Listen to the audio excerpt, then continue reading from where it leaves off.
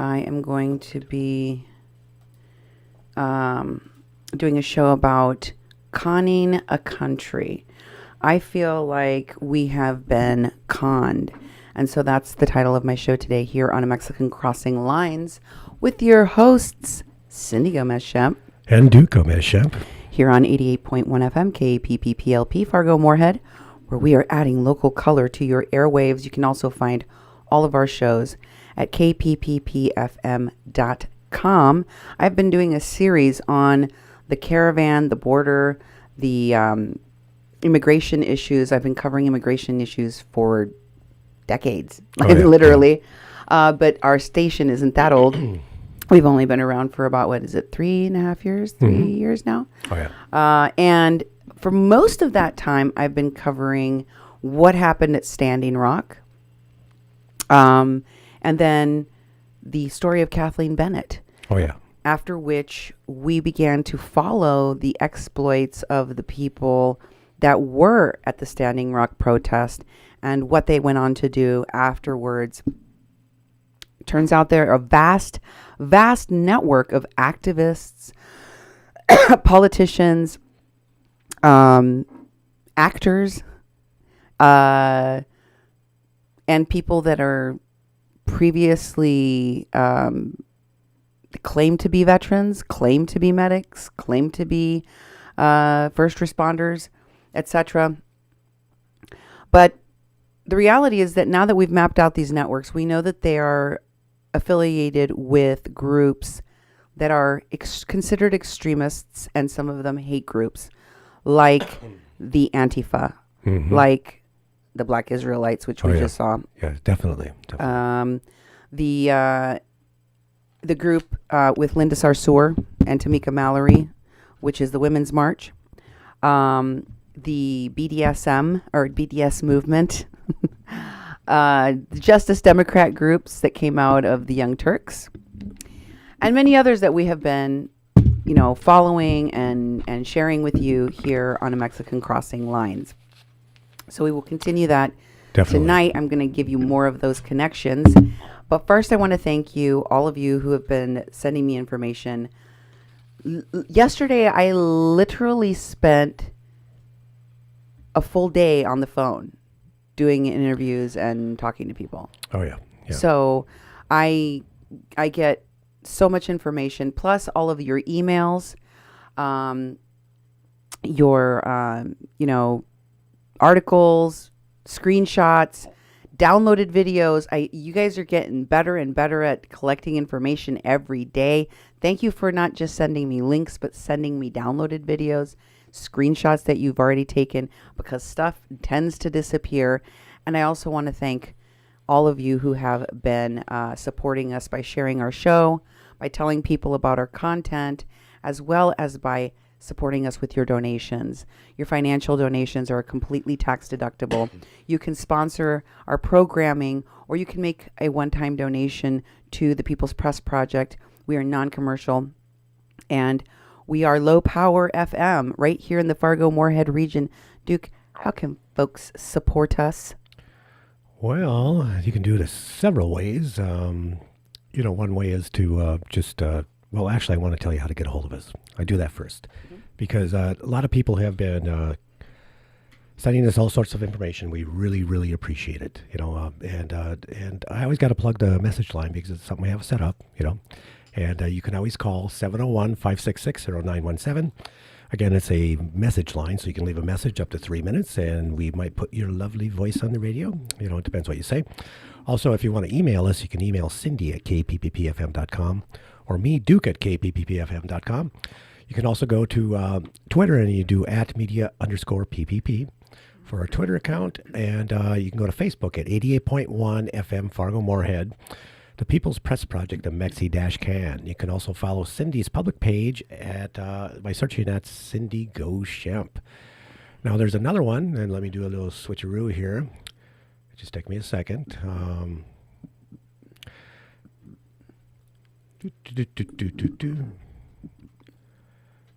let me go up here and do this. I'm just learning how to do this. Nemo Nemo is the one who's been setting this up, and I'm following his lead. But you can go to kpppfm.com and go to the /donate, kpppfm.com/donate, and make a donation to our nonprofit station. We're a nonprofit. We basically survive from donations from people in the community. We've written some grants and got a little money that we could get our equipment. And we do outreach into the community and try to get people to support us. You can go to that page that's right on your screen, and you can donate. It's tax deductible. Nice thing about that is that it's supporting us, and it's also your money comes back to you if you do tax deductions. Not everybody does that. I understand that, but actually your money's going to a nonprofit, going to a charity, going to a place that's actually a nonprofit. Not like a lot of the groups we're covering tonight and other shows that aren't really nonprofits and claim to be. We have to upkeep that, and we do reporting, and we do accountability so people know what's going on. We play by the rules because we really appreciate having this station. We're one of only 1,700 stations that got granted across the country 3 years ago, and it took us a while to actually raise the money to be able to get the equipment and get everything started. And we have started, and we've been doing the Facebook Lives. And the Facebook Lives have been bringing all sorts of people into our realm. We take some of the shows and we make them into radio programs so people in the local community can actually listen on the radio when they're driving around town. And we put them on our website at kpppfm.com. And also there, we are putting the videos. We're taking the videos from Facebook Live. We're uploading them to YouTube to Duke1517. Now, that's my handle on YouTube. I set it up many years ago, so it's going to stay the same, but it's Duke1517. We have a playlist in there of Mexican Crossing Lines, and that's a good way to go look at the show afterwards. You can see it in high definition. You don't have to go to Facebook. Some people don't have Facebook, so they really appreciate seeing it on YouTube. And please subscribe to our channel. We have like 400 some subscribers. We'd like to keep that growing, and then you'll get notified every time a new show goes up. Other than that, we do really, really, really appreciate everybody who has been communicating with us, sending information. It keeps us busy. It keeps us going. And, we really rely on you. We appreciate the comments. Now we can actually see them live while we do our shows. So, play nice. And Nemo is still going to do moderation unless he's sitting in this chair. I tried doing moderation the other night, but I couldn't, I'm trying to get the hang of it. We've got to learn all the roles because we are a small group of people running this whole station. We have volunteers in the community. If you live in this community or you want to volunteer, The screen just went dark. please get a hold of us, Everything's still going on over there? Oh, yeah. It's just temporary, I guess. With your screen? Okay. Mm-hmm. Not Just mine. really weird. All right. So, just get a hold of us if you want to do something. I mean, we are seeking businesses to advertise on our radio station. So if you have a website or a product to advertise, we could basically accommodate you through underwriting, and we could actually put that on the air in Or a Fargo group. Moorhead, or a group, or an Organization. event, or anything like that. We'd plenty of opportunity to help us out and help you out. That's right. You'll get mentioned on a radio station here locally. We have a metro area that has over 200,000 people in it. And we reach all the way out past the town. Oh, yeah. To the edges of town, in the hinterland. Well, I'm going to tell you about some really interesting stuff. I'm going to start out in Mexico because I told you that my last show, which was a couple of days ago, I told you that folks were already in Querétaro, which is not that far away from the border, and that they would be at the border. I said, they're probably going to be there today. And I was right. And they arrived. What happened was they arrived, and the people of Coahuila, the state of Coahuila, and the city of Piedras Negras, which is right where the international bridges are, International Bridge 1 and 2, that go into Texas, that go directly to the city of Eagle Pass. Mm-hmm. This is where this new caravan arrived. And reporters talking to border authorities at the southern border with Mexico and Guatemala reported yesterday that 3,000 caravan goers received their travel papers and their humanitarian work visas to enter the country, 3,000 of them, with destination to Tijuana. So Tijuana is not out of the woods yet. In addition to that, another group of caravan goers, much smaller and numbering in the hundreds, ended up at a different border city in Texas.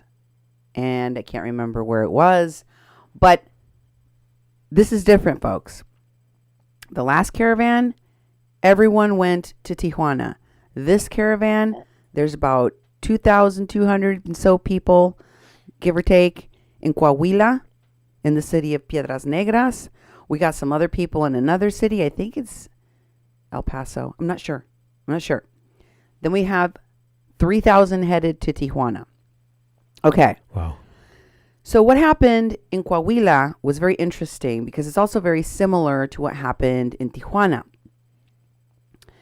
They arrive. The city is like, we're ready. We got you. They had this giant kind of like warehouse building, event center type of place, just like at El Barretal, right? Except even better. One of the things that they described about it is that it's temperature controlled. And this is important because, as you know, in Mexico, people do not have like carpets and heating. Yeah. Most people, most housing. Do you want to give your, American description of what most homes are like, and in terms of their electricity and outlets, and also heating inside of or temperature controlling, whether air conditioning or heat? Air conditioning and heat. I didn't see much of that. No. I've only been to Mexico 5 times, I think maybe 6 times. Mm-hmm. And I went to places like Mexico City, Puerto Vallarta, Acapulco, Tasco, Cuernavaca, a few other places. But, I travel with Cindy and spend time with her family. And I'm always intrigued when I look at structures. Most of the structures are made of cement and rebar and plaster. And so their wiring is underneath the cement and plaster and the brick and the stuff they use. And it's very, very few outlets. Their wiring is really hard to change because it's all conduit through the cement. Their plumbing systems are embedded in cement. Their whole systems of electricity are done outside, like ours, wires, but their wires are stringing all over the place because there's been earthquakes, there's been all sorts of things that have affected the infrastructures, and they string up more wires. So it's not uncommon for you to come outside your house one day and have wires hanging right through your doorway as they're working on it. It's just the way it is. So if you have a place that has amenities that has heating, I didn't see, no one had furnaces. No one had dryers. People had stoves, but they didn't actually use them mostly. People did use the stovetops, but they store stuff inside the oven. No oven use, hardly. No oven use. But, there was no heating. There was no cooling. Your heating and cooling was done by opening your windows during the day and opening them up if you had a higher level to cool the place down and closing things down at night. Mm-hmm. And so at nighttime, it was very cold. I mean, in Mexico City is really high. It's like, 9,000 feet in the air. And it gets cool at night. And I thought, Cindy, grew up part of her life here. And and it's like 50 degrees in the summertime at night, but, it's 80, 90 degrees during the day. So you basically heat your house from the day, or heat your house and cool your house just by opening and closing windows. So if you get a shelter set up that actually has climate control. And this shelter also, they had 200 outlets per living area for people to charge their cell phones.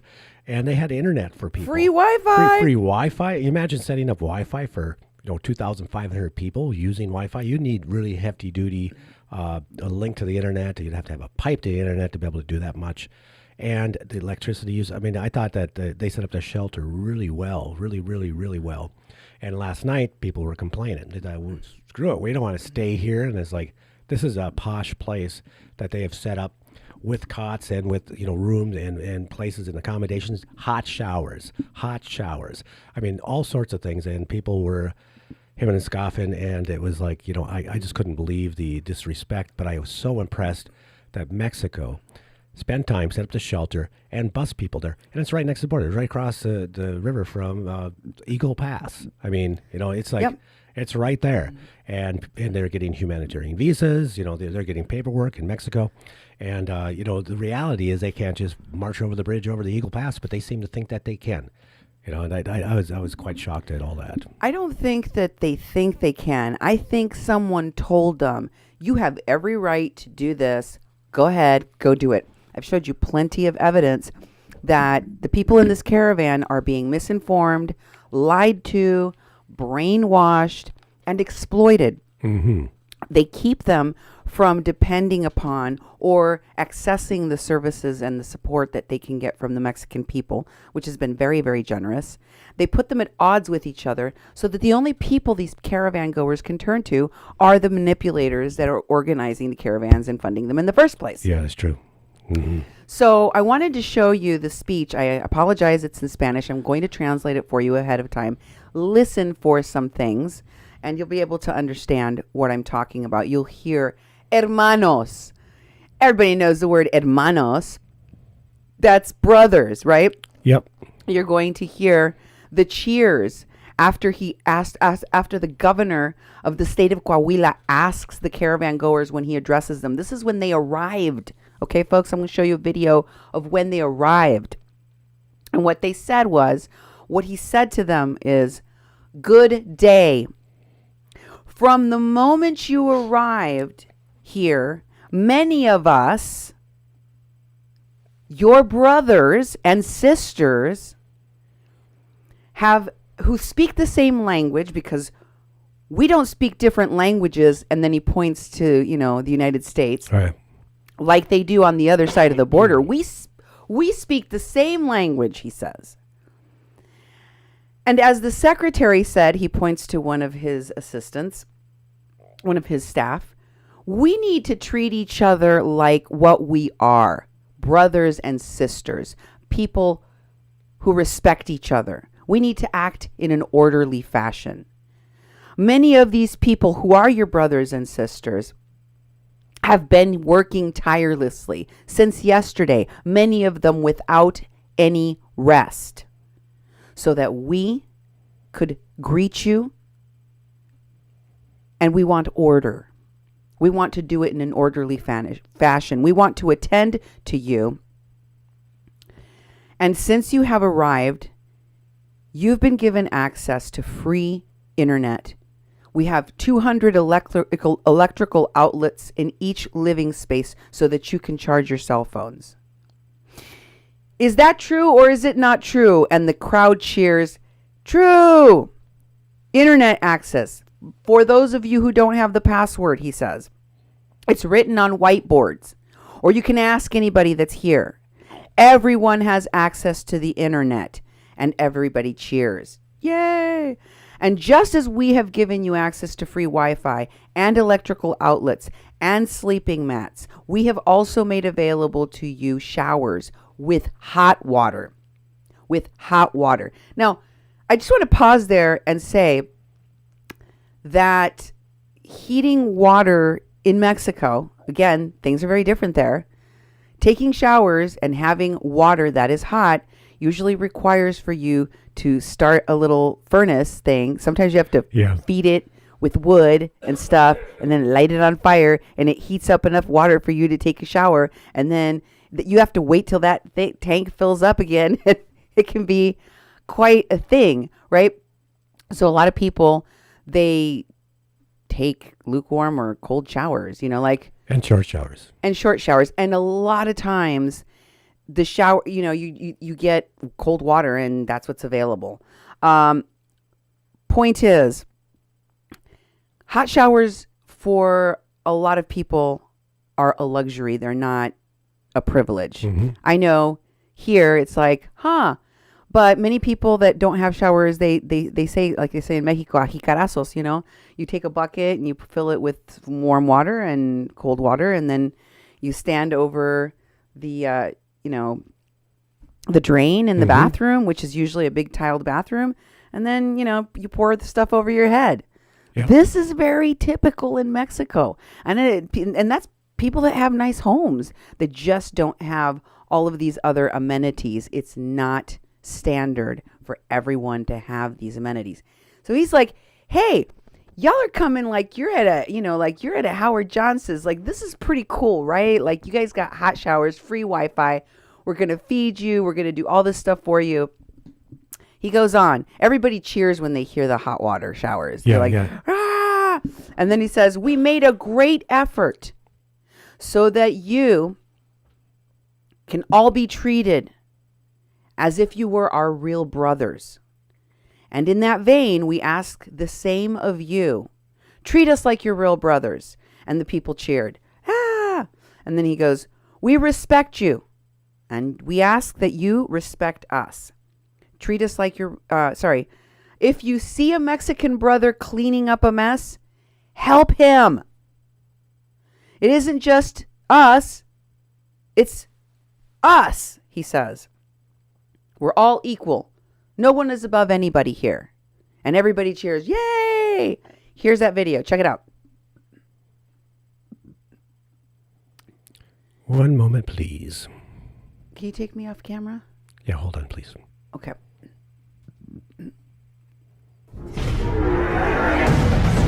Hola, ¿qué tal? Bienvenidos a Dale al Play. Buenos días. Desde que ustedes llegaron aquí, muchos hermanos de ustedes que hablamos el mismo idioma, no hablamos otro idioma como en el otro lado, hablamos el mismo idioma como dijo el secretario, tenemos que tratarnos como lo que somos y en orden. Mucha gente, hermanos de ustedes, están trabajando desde ayer y muchos sin descansar. Queremos el orden, queremos atenderlos y desde que llegaron tienen internet y tienen 200 contactos de electricidad en cada lugar. Permítame, 200 contactos de electricidad en cada uno para que carguen sus celulares. ¿Cierto o no? El internet, el que no tenga la contraseña se la dan y están apuntados en unos pizarrones. Todo el mundo tiene internet. Así como el internet, como los contactos eléctricos, como las camas, tenemos regaderas con agua caliente. Hicimos un esfuerzo para que verdaderamente sean tratados como verdaderos hermanos. Y en ese sentido, les pedimos a ustedes lo mismo. Trátenos a nosotros como sus hermanos. ¡Sí! ¿Los respetamos? ¡Sí! Los respetamos y pedimos que nos respeten. Si ven a un hermano mexicano limpiando, ayúdenle. No nomás nosotros, todos somos iguales. Ni uno más, ni uno menos. ¡Esta mierda! Y en el... Okay. Jessica, I see your comment there. I share your videos and include some synopsis, and yet I have seen at least one friend already sharing articles about the camp saying they need to go down there. So I feel either they aren't paying attention or they don't care. Listen, Jessica, I share in your sentiments on that one. You can only lead a horse to water. You can't force him to drink. What I really want to share is the information. We can have opposing views. That's fine. That's why we have, freedoms in this country like freedom of speech and freedom of the press. And we are going to disagree, right? Some people feel that it's necessary to do this and that it's necessary to do it in this fashion. I disagree with the methods because they include fraud, they include crimes, they include violence, and they include lying to people and messing with other governments, particularly my ancestors' country, Mexico. And as a Mexican American, as a very proud Mexican American, I can tell you that does not sit well with me. It really bothers me to see these folks feeling like they can take advantage of other people. And that's why I share the truth with you so that, we can hold each other accountable, so that we can ask each other questions and say, how do you sit with this? How are you comfortable allowing this to happen to other people? Well, let me show you another video, okay? In addition to the greeting from the governor, the mayor was there, the governor of the state was there. They threw these people a massive party with different musical acts to bring them entertainment. Now, these are people that are in a caravan fleeing for their lives. They claim that they need to get to the United States to request asylum. Purportedly, it's not like they're on a vacation, right? Exactly. It's not like they could afford to go to some, dance hall and have some big party event thrown for them. And yet, the Mexican people have thought of this in advance and made it as comfortable, as amenable as possible. I want to show you one clip of the video, and they're singing along with the mariachi, and there you hear them requesting songs. They're like, I want this song, sing this one. Here's that interaction.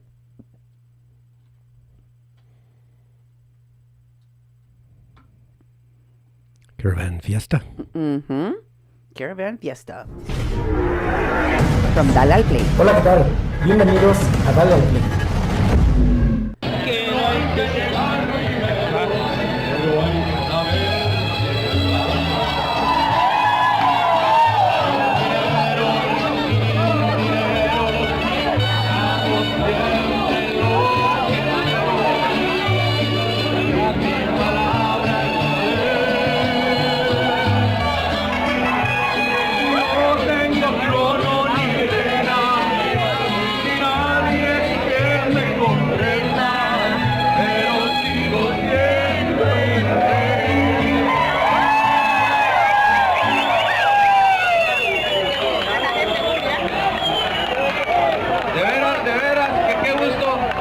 Con ustedes, muchachos.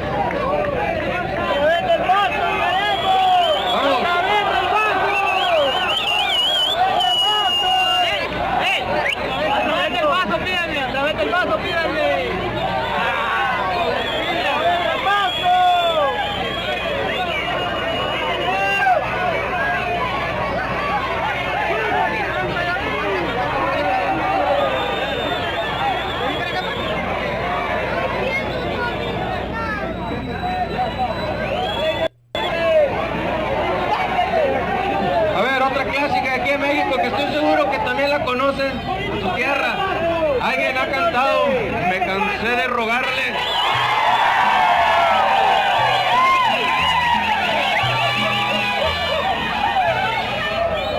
A veces pasa, sin problema.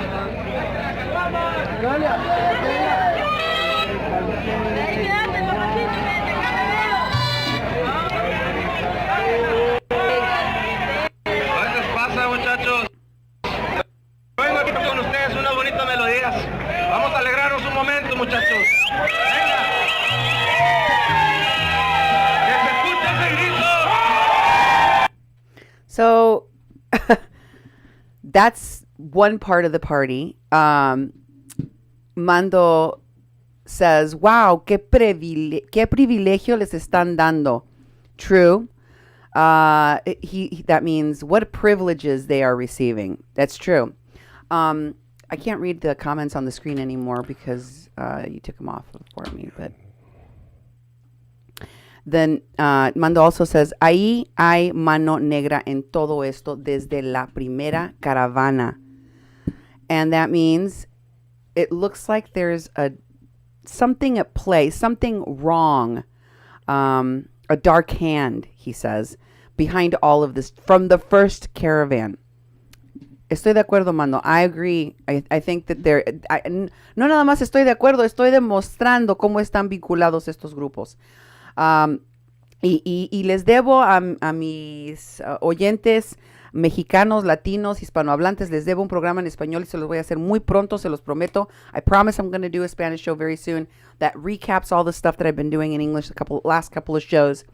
But for those who are bilingual and want to stick it out, this is good information you need to have. All of this is very distressing to the Mexican people. Melinda Burns says the Mexican people have been very generous to these people. I hope that these people really appreciate it. Well, Melinda, and that is not what happened. I'm going to show you one more fiesta, one more party clip before I show you what happened with this caravan later this evening, the very same evening that you're watching. Here, this one has the muted party because I guess they were playing copyrighted music. So it's muted and you'll see a little character in the corner because it says copyright. But you can see the party is jumping and thumping. Check it out. Yeah, I noticed that they'll put the mute thing, and it seems like Mexico's a little bit more serious about their copyrighted materials. You know? Yeah. So it's like, serious as a heart attack. Here it is. Mm-hmm. You can see the lights are going. There was some kind of like robot that was lit up and then it turned different colors, like a Tron robot. kind of a deal. You can't see it, and I just figured I just wanted you to be able to see the crowd size and how the people are having fun. They have lighting. You see the strobe lights, the music. Like, you see people are jumping up and down, that entertainment happening. Well, shortly after that, they decided that they would riot. They decided that they were going to riot because they wanted to leave. They wanted to go out shopping. They said they wanted to go out and see the sights, enjoy themselves. Shelters have rules, and shelters, if you've ever had to stay at a shelter, they have rules at shelters. Oh, yeah. And they have a time that you have to be in the shelter, and a time that you can leave the shelter in the morning. Like, you can't leave between whatever time they lights out in the shelter till they open it in the morning. You can't leave in the middle of the night and go party or come back. That's not allowed. It's done for the security of all of the people that are in the shelter, because you don't have individual doors that lock. You don't have individual apartments for people. So somebody that's coming and going could be bringing in contraband or other people that don't belong there, that could lead to theft. It could lead to crime. It could lead to assaults, rape. Who knows? They're mandated, the government that is running these shelters, to protect the people. They have to serve them food under certain conditions. They have to keep them safe. They have to provide security. They have to provide government personnel, all of these things. This is just standard. I mean, it's no different here in America. You know how That's shelters true. work here, right? Exactly. Like, what are your shelters usually like? Well, excuse me, shelters are, they have to have rules because they're accommodating lots of people, lots of individuals. And, when you have a mass group of people that have different needs, you got to have some sort of base rules, because people have to sleep, people have to get up earlier, people have different needs.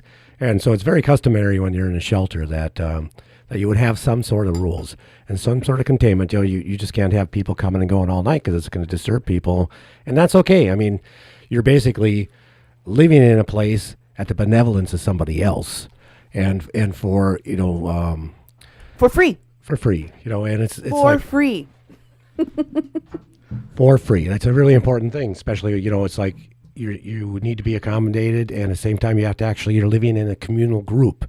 So there's going to be some rules. So when people scoff at there being rules, I'm making the assumption that they actually don't want to live by any rules, and yet they're at a shelter. I mean, they've traveled across the whole country of Mexico. They're not required to stay in the shelter. That's true. They could just sleep outside. They could go on their own.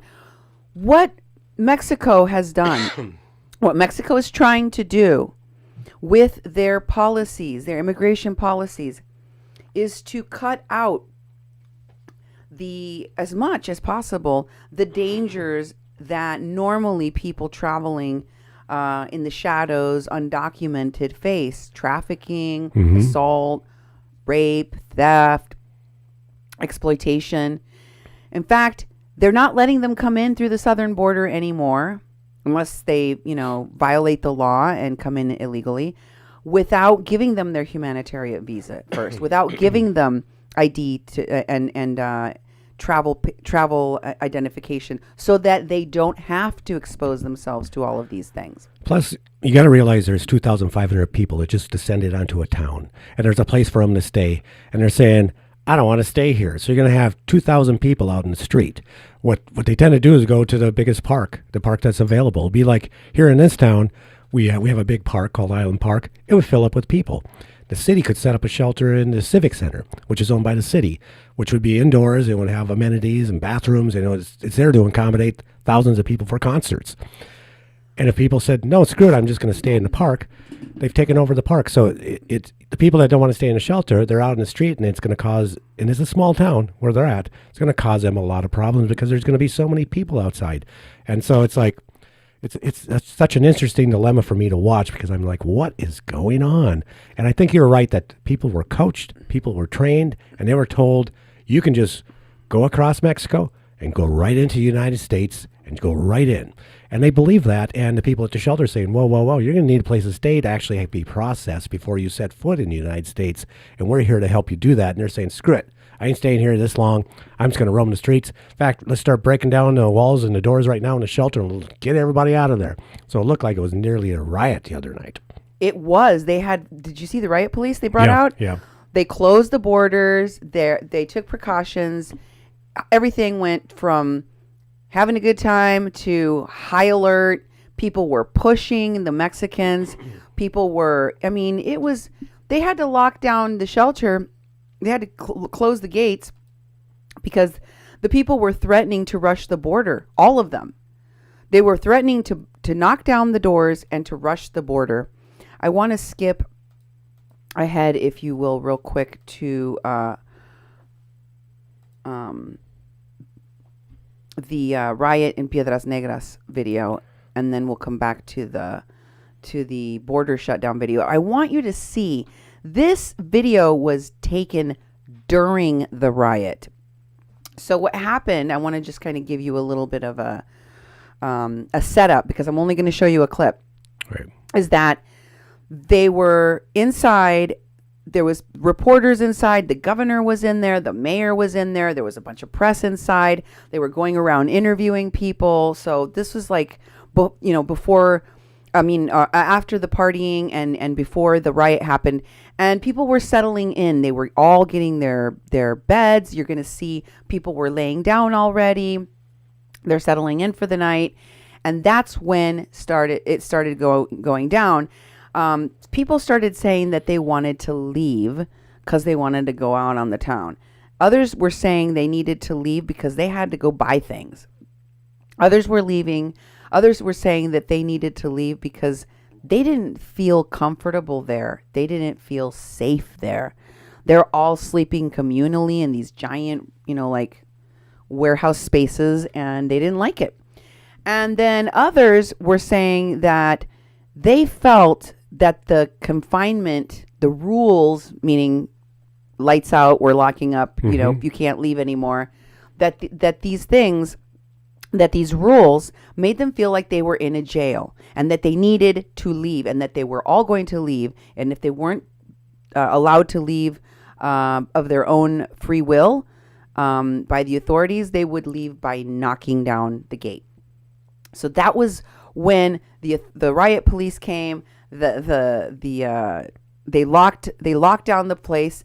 The governor and the mayor were still inside. A bunch of media people got stuck in there. Meanwhile, prior to that happening, as this riot was starting to bubble and people started leaving in mass, so hundreds and hundreds of caravanners left, and they're outside the gates, and some media, and then everything got locked down, and there's caravan goers inside and media and the governor, and it was just a tense standoff for a really long time. As things started calming down, what happened was, because the cops were not giving up, they were not letting, they were going around and talking to people, and this is what was said, okay, because some of the people were saying this too. And I think this was the bottom line, Duke. They were saying, we want to go sleep on the bridge. We want to fill up those bridges with our bodies until the United States lets us in. And they were told that's not how it works. Okay? Only 12 people at a time are allowed to go and request asylum per day. At the rate of 12 people a day, which is America's rules, not ours, it will take you, if all of you stay here and don't try and go to a different border entry point, about 3 to 6 months. That's how long you're probably going to be here at this shelter. Yeah. And then all hell broke loose. And they said to the Mexicans, you can't make us stay here for 3 to 6 months. And the Mexicans said, nobody's making you do anything. That's just reality. The Americans aren't going to let you in. There are rules about how many people can seek asylum, and we're just giving you a place to stay while you do the thing you want to do. Why are you yelling at us? And this negotiation went on until finally some of the caravan goers that were outside who have their faces covered up said, what we're going to do is this. We're going to go back inside. And when the reporter that's taking this film followed them, he goes, and we're going to go see if we feel comfortable going in there. If it looks like we're going to be safe, and we'll come out and we'll tell everyone, and then they can come in. And that's when everything ended. After these guys that are going in here at the beginning of the video come back out and tell everyone to come in. So it was a standoff for several hours. It was crazy. The reporters that got stuck inside with the caravan goers were scared. I mean, like, it was, I watched a lot of videos so that I could tell you what really happened, but it was just chaos. I cannot believe the way in which this second caravan has the same crappy attitude as the last one. Way to look a gift horse in the mouth, right? Exactly. Way to really stab someone in the back after they set out the red carpet for you and called you brother. Very ungrateful, definitely. Very ungrateful. Check out this video of what the accommodations were really like inside, though. This is what it was like. This is what they were complaining about. First, it starts outside. You'll see the flashing lights and everything. It's called Riot in Piedras Negras. Here's the two dudes with their faces covered. Bueno, van a entrar adentro, van a entrar adentro para ver en las condiciones que se encuentran.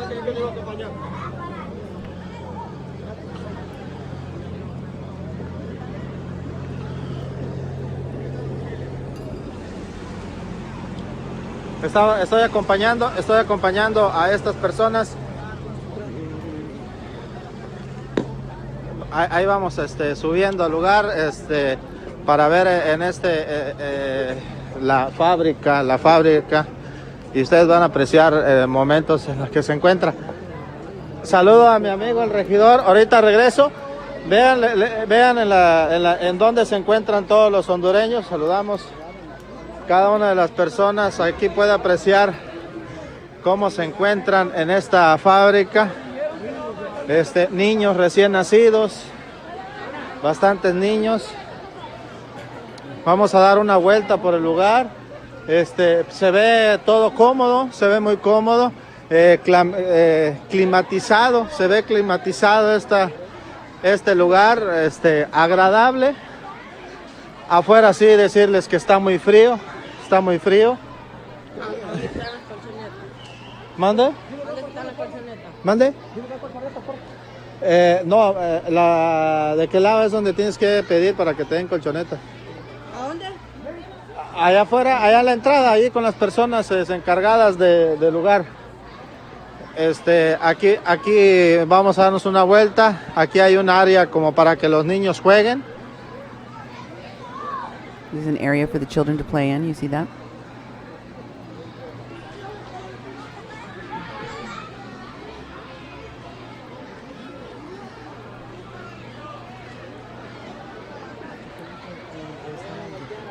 Sí, dale tú. Voy a entrevistar a una de las personas que se encuentren por aquí, a ver de dónde viene. Pues el espacio, pues se encuentran bastantes personas, personas alrededor, a las afueras, pues es muchas las personas que hay. Voy a entrevistar a este albergue, ya que los del interior les están pidiendo que no salgan, que no salgan,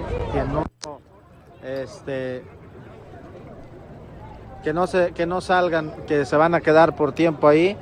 Y algunos que se encuentran adentro mencionan que pues no quieren estar adentro. Ahí vemos la multitud de personas.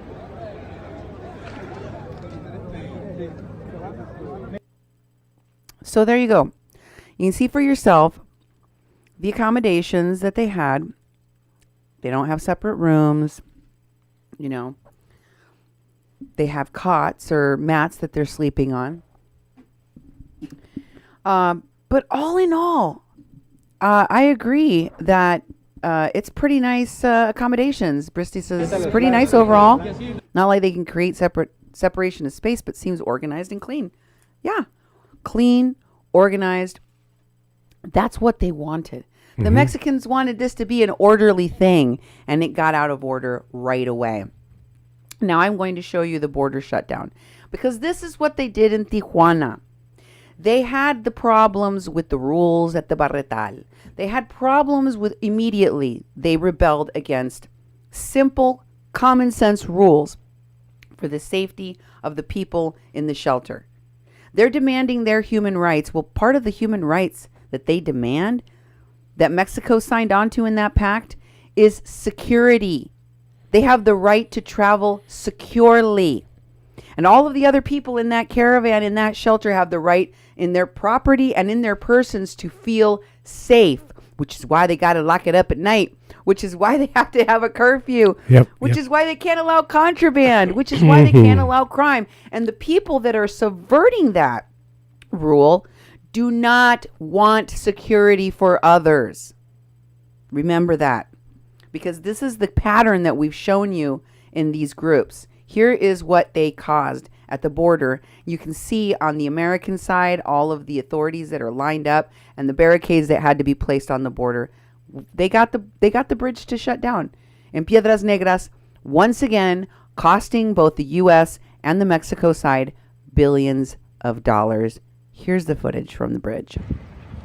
Hola, ¿qué tal? Muy buenas tardes. Soy René Arellano, corresponsal del siglo de Coahuila en Piedras Negras. En este momento me encuentro sobre el puente internacional número 2, y en el cual el día de hoy, desde ayer por la tarde y hoy por la mañana, bueno, se han intensificado las acciones de seguridad por parte de las autoridades norteamericanas en los cruces fronterizos, particularmente en lo que es en este momento el puente internacional número 2 entre Piedras Negras, Coahuila e Eagle Pass, Texas.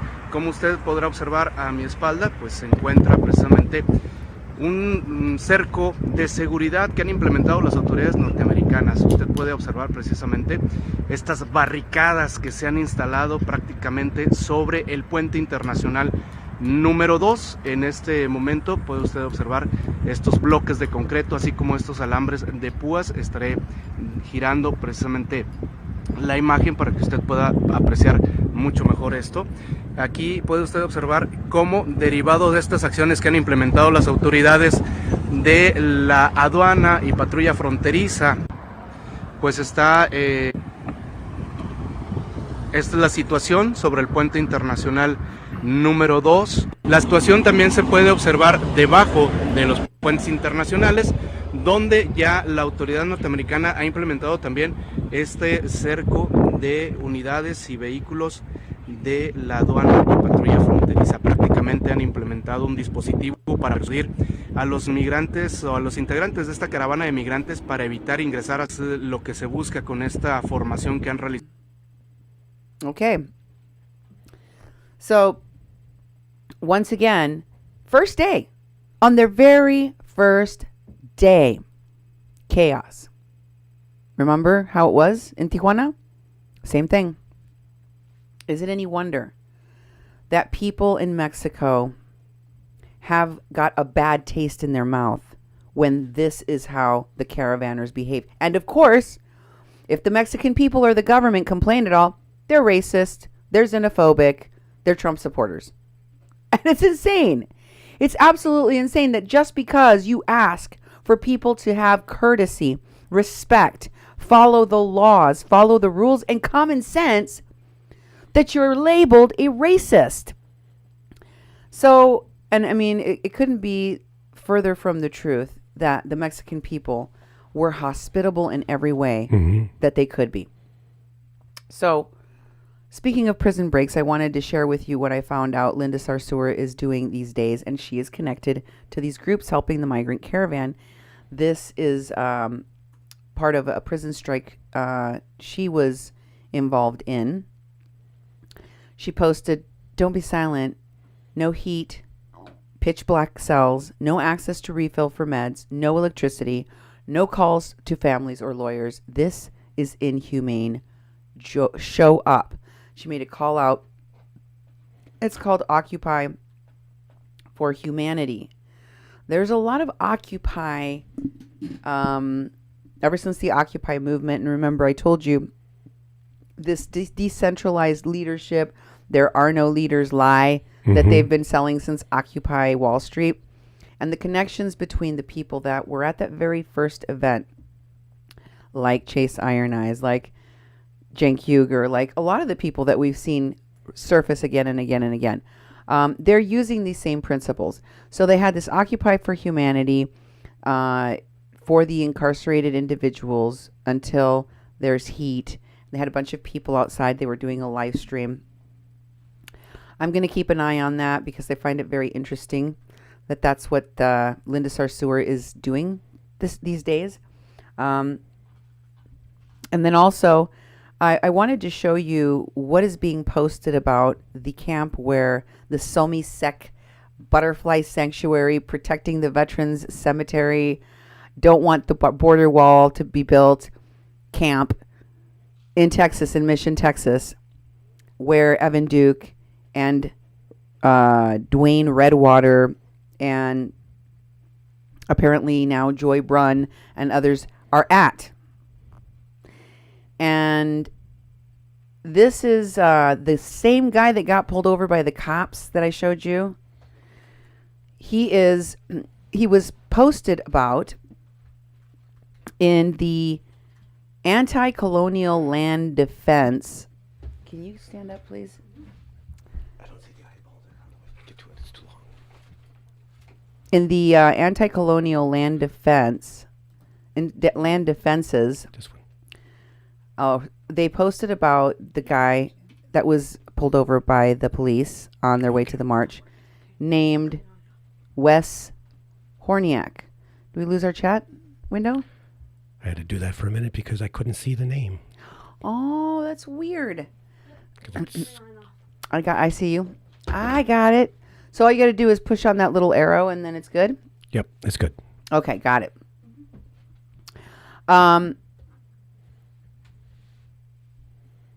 So can you read that, Duke? Yeah, one moment. I have to get back to where it is because you can't use the arrows at all. You can. Yep, there we go. This man below, Wes Makashi Hornanek, is a domestic abuser and was spotted by the National Butterfly Center camp near the border yesterday. He is a very problematic indigenous man who physically hit and physically assaulted Mama Jolts Rich on the front lines of Standing Rock. Mama Jolts from Mothers Against Meth Alliance in Pine Ridge, South Dakota.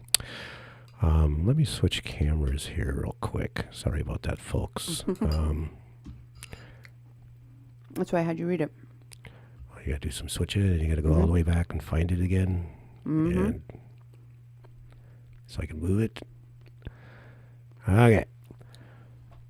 This man assaulted Mama Jolts Rich on the front lines of Standing Rock. Mama Jolts is from the Mothers Against Meth Alliance in Pine Ridge, South Dakota. An anti-colonial land defense supports survivors of domestic violence. And Mama Jolts Rich. Misaki was also supposedly paid about $10,000 to organize NVDA. And when the cops came to evict, he had his people take down barricades and told people not to stand their ground or resist. This verbally and physically abusive, manipulative man is dangerous to you and your family and our movements. He will use crappy identity politics tricks and try to maintain power. Hold him Mika's Hornanek accountable. And keep him out. He also is not an elder. He's an abuse older, and that's that. Take what we learned from Standing Rock to have hard conversations about colonialization, decolonialization, anti-colonialization, spiritual abuse, the difference between older and elder, and a earned little title, to take action to make our movements better and safer places to hold people accountable. Our collective liberation depends on it. And there's a bunch of hashtags, and there's some pictures here. Phyllis says, yep, and out pops all of the familiar phone with people from Standing Rock. Colleen says, wait, What are you there for? The wall, the pipelines, construction, destruction of a sanctuary? Good God, hearing all these names you're dropping shocks the hell out of me. Not me anymore. I'm kind of used to it. But here, you saw the pictures of Wes Horniak there at the bottom. And then here is another of his pictures from Standing Rock. Wes Horniak vets are coming. This was from when the vets were coming to Standing Rock. He was posting about how the vets were coming by the thousands in must have been the day that the blizzard hit, right? Maybe, yeah. And here you have that post. Wes McCasey Horniak is with Katie and Paul Shelby. This was December 4th. He says, vets are coming in by the thousands today. And now he's at the Texas camp waiting for vets to show up again. I saw that Joy Brunn, the woman that I showed you, did that call out for veterans to come to South Dakota, to Eagle Butte, to go to a nonviolent direct action training. Checked in Mission, Texas. So was the nonviolent direct action training for the veterans to prepare them to go down to the camps? I think so. I think that's what it was for. And here is Wes and his gun. Wes and his gun. These were posted in the, I think that it was in that anti-colonial land defense, or it was stuff that somebody else sent to me. I wanted also to give you an update on what they're doing now. So I showed you Wes Horniak getting pulled over by the police, and then police showed up again later. So somebody showed up saying that they... Whoops. You can go ahead and play it if you want. I just wanted to set it up and say that in this video, you will see Brendan Tucker is videotaping, and I think Evan Duke pops in the videos. I'm not going to play the whole thing for you, but the police were at their camp again because a woman in San Antonio had her sister call her and said, turn on the headline news. There are some people squatting on our property. And so she drove down there and called the police to have the police remove these campers because she says that's her family's land. She don't want them doing whatever they're doing there. And they refused to leave. What I found really interesting was that a guy in a husband and wife team showed up first, were very polite to the police, and were saying that they've already called some other dude who claims to be the owner, and that guy says, that he checked with all the other people that it was okay and it's okay and they have permission. So whoever that lady was, she must be wrong. And the officer says, well, I told her if she can come back with some kind of documented proof that this is her land, then I can do something, but otherwise I can't do anything. And then the guy that the couple are talking about shows up and says, I try to inform people, but might have missed somebody, and she's probably my cousin. The lady that said that this property is hers, probably my cousin. I just need to get a hold of her and talk to her. Like he's just reassuring the cops that this will be sorted. There isn't any issue with these people actually being squatters. But there obviously is some kind of kerfuffle, and it's only day one. Here's the little clip of Brendan Tucker talking about what happened.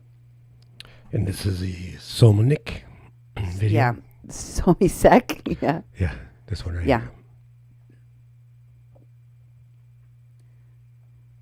So somebody showed up saying that they are one of the property owners of the cemetery and that we can't be here. There's no deed that it's county property. We have permission from 3 other of the owners to be here. I believe one of them is showing up right now, right? And this is the camp that's here to protect the veteran cemetery from the border wall. We have a handful of people here right now. more showing up soon. We have that lady right over there who just showed up and pretended to be the owner and saying we can't be here. So there are troubles already in the Gomez-Schempp camp. And I wanted to elucidate more about a person that has a great deal of power, a great deal of contacts, media contacts, actors, politicians, that is kind of taken the center stage in the conversation about what's happening with these caravans and how they're going to be dealt with, especially with regard to San Diego, with regard to California. And that is Mark Lane and the Minority Humanitarian Foundation. I don't know why I have such a hard time saying the name of that organization, but I do. Say it again. Minority Humanitarian Foundation. Minority Humanitarian Foundation. Minority Humanitarian Foundation. Okay. The Minority Humanitarian Foundation's About page tells you that this is an organization that is about not having borders, basically. I mean, isn't that what it says there, Duke? Yep. It says, let me scroll down to it so I can actually move it around. It says, humanity knows no borders. The mission of the Minority Humanitarian Foundation is to provide a humanitarian response to the issues facing immigrants and refugees on a global scale. Okay, I'll keep reading it for you because I have it up now. Okay. They believe that all humans should be treated with dignity and respect despite their country of origin, and they're dedicated to building a global community dedicated to helping immigrants and refugees. Here's what they say they offer. And this is very odd because, as far as I can tell, I don't see any lawyers. I don't see any professionals in these areas on their payroll such that you would be like, oh yeah, we can offer these things. So they're obviously going to outside people, but saying they offer these things as part of their organizational work. Legal representation, education, on-the-ground relief efforts, transitional housing, and job placement. That's a lot. That's a tall order. Yeah, definitely. There are nonprofits that have one of those things as their main mission. This, and that's all they do. This is all of those things, which is really odd given that Mark Lane, his biggest claim to fame is having a seafood restaurant. Oh, yeah. I don't know how that qualifies him to do refugee work or work with immigration, or how it specifically should put him in the forefront of a conversation that most directly affects Mexicans. Always has, always will. Mexicans. Why are the people that are most affected in this conversation not at the forefront of leading its solutions, its discussions? Why, Mark Lane? That's my question. Why this organization? And I wanted to read this. It's obvious that they've, updated this for the present, right? Mm-hmm. It says, we help asylum-seeking refugees, people who are fleeing gang violence, sexual exploitation, and human trafficking. This group of people includes transitional age youth, pregnant and parenting teens, the elderly, deported veterans, and LGBTQ individuals. Every last one of them has experienced extreme trauma. Most of them recently made a grueling 2-month journey from Honduras only to arrive in the U.S. border and be denied their right to seek asylum. As you know, our country's new immigration policies have created a humanitarian crisis at our border. Upwards of 5,000 refugees are sleeping in cold in Tijuana. There are over 1,000 women and children at El Barretal shelter alone, and many more staying at smaller shelters throughout Tijuana. We have been on the ground from day one, and our support continues after families are granted temporary asylum. We provide a wide range of services, so please take a moment to walk you through the entirety of what we do. We first make contact with refugee families when they arrive in Tijuana. We have a sustained presence at all of the major refugee shelters and bring donations on a daily basis. We bring down all their necessities, including food, clothing, tents, sleeping bags, medical supplies, hygiene products, and baby diapers. In the past 4 months, we have brought over 1,500 tents to these refugees. We even brought our CEO, Mark Lane, dressed as Santa for Christmas. They brought him, okay. To deliver hundreds of presents to the children. Once people make it across into the United States, their journey is far from over. Every night, the refugees who are processed by CBP are simply thrown onto the streets, homeless and terrified. We have a team of dedicated volunteers who drive down to the border, pick up these stranded refugees. We take these families to hotels or shelters. We buy them clothing and hygiene, set them up with cell phones, and then arrange for them to travel wherever they need to go. We've sent refugees to be reunited with their families all over the country. When refugees do not have a place to go, we set them up with host families and help their children see doctors, enroll in school, and become integrated into society.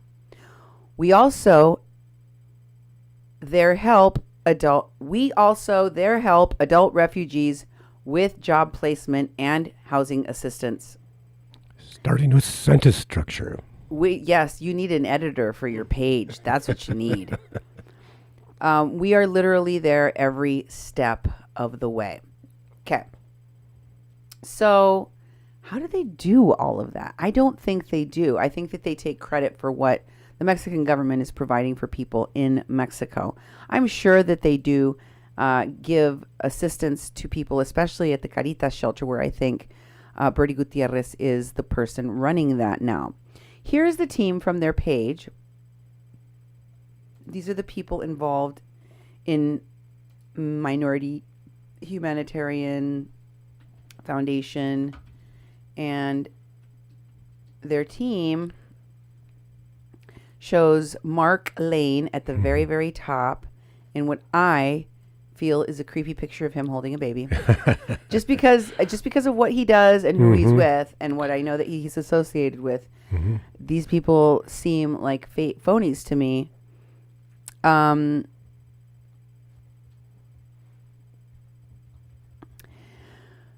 Mark Lane studied political science and business management. He worked for 20 years in management of food production plants. Yes, and I don't understand how any of that has to do with immigration, Mexican policy, laws, culture, or people, or Central Americans. Although I will say Mark Lane does speak Spanish. He was in the seafood restaurant business for 10 years. You never thought you'd see that on a refugee support page for the CEO or the whatever he is, the director. It's just bizarre. He was in the seafood restaurant business for 10 years. Yay, I know how to make balloon animals. What the hell does that have anything to do with the, taking care of refugees? Then the very next sentence after that is, the path of his life changed as he witnessed unjust acts against migrants and refugees. Oh, yeah.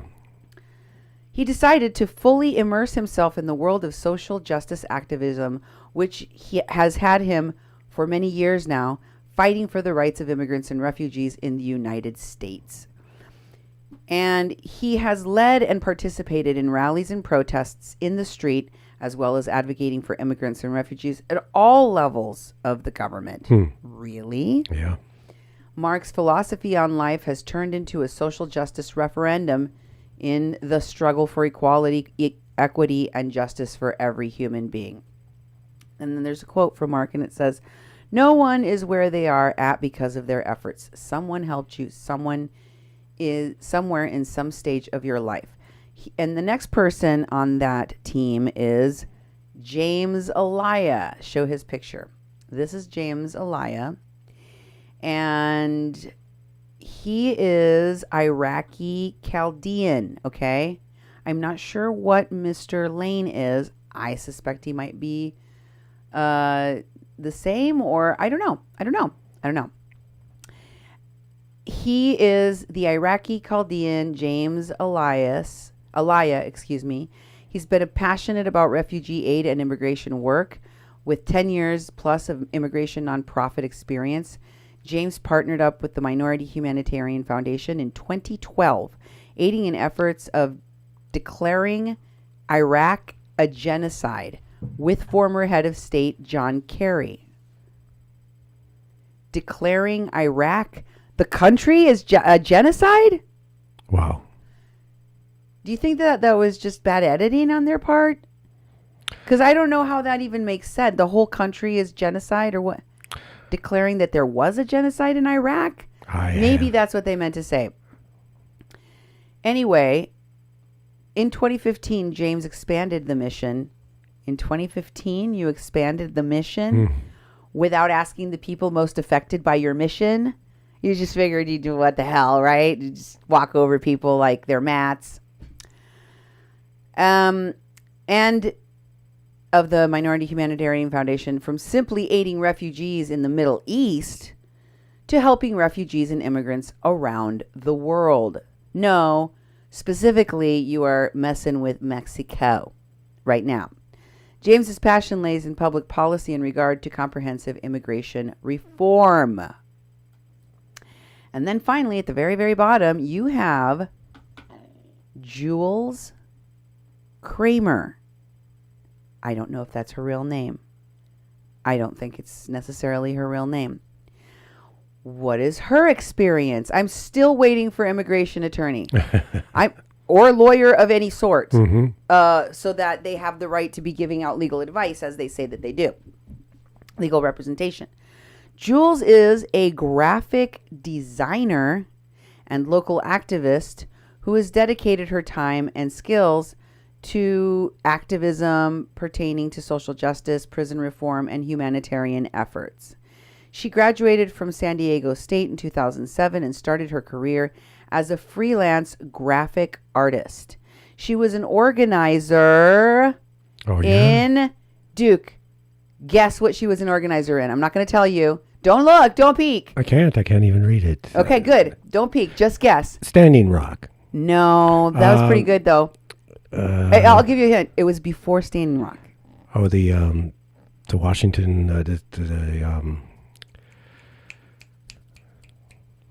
New York. New York? Yeah. Occupy Wall Street? Occupy Wall Street. Yes. Occupy.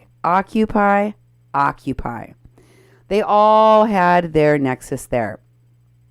She was an organizer in the Occupy Wall Street movement, and since then, she has continuously contributed her time and talents to grassroots organizing.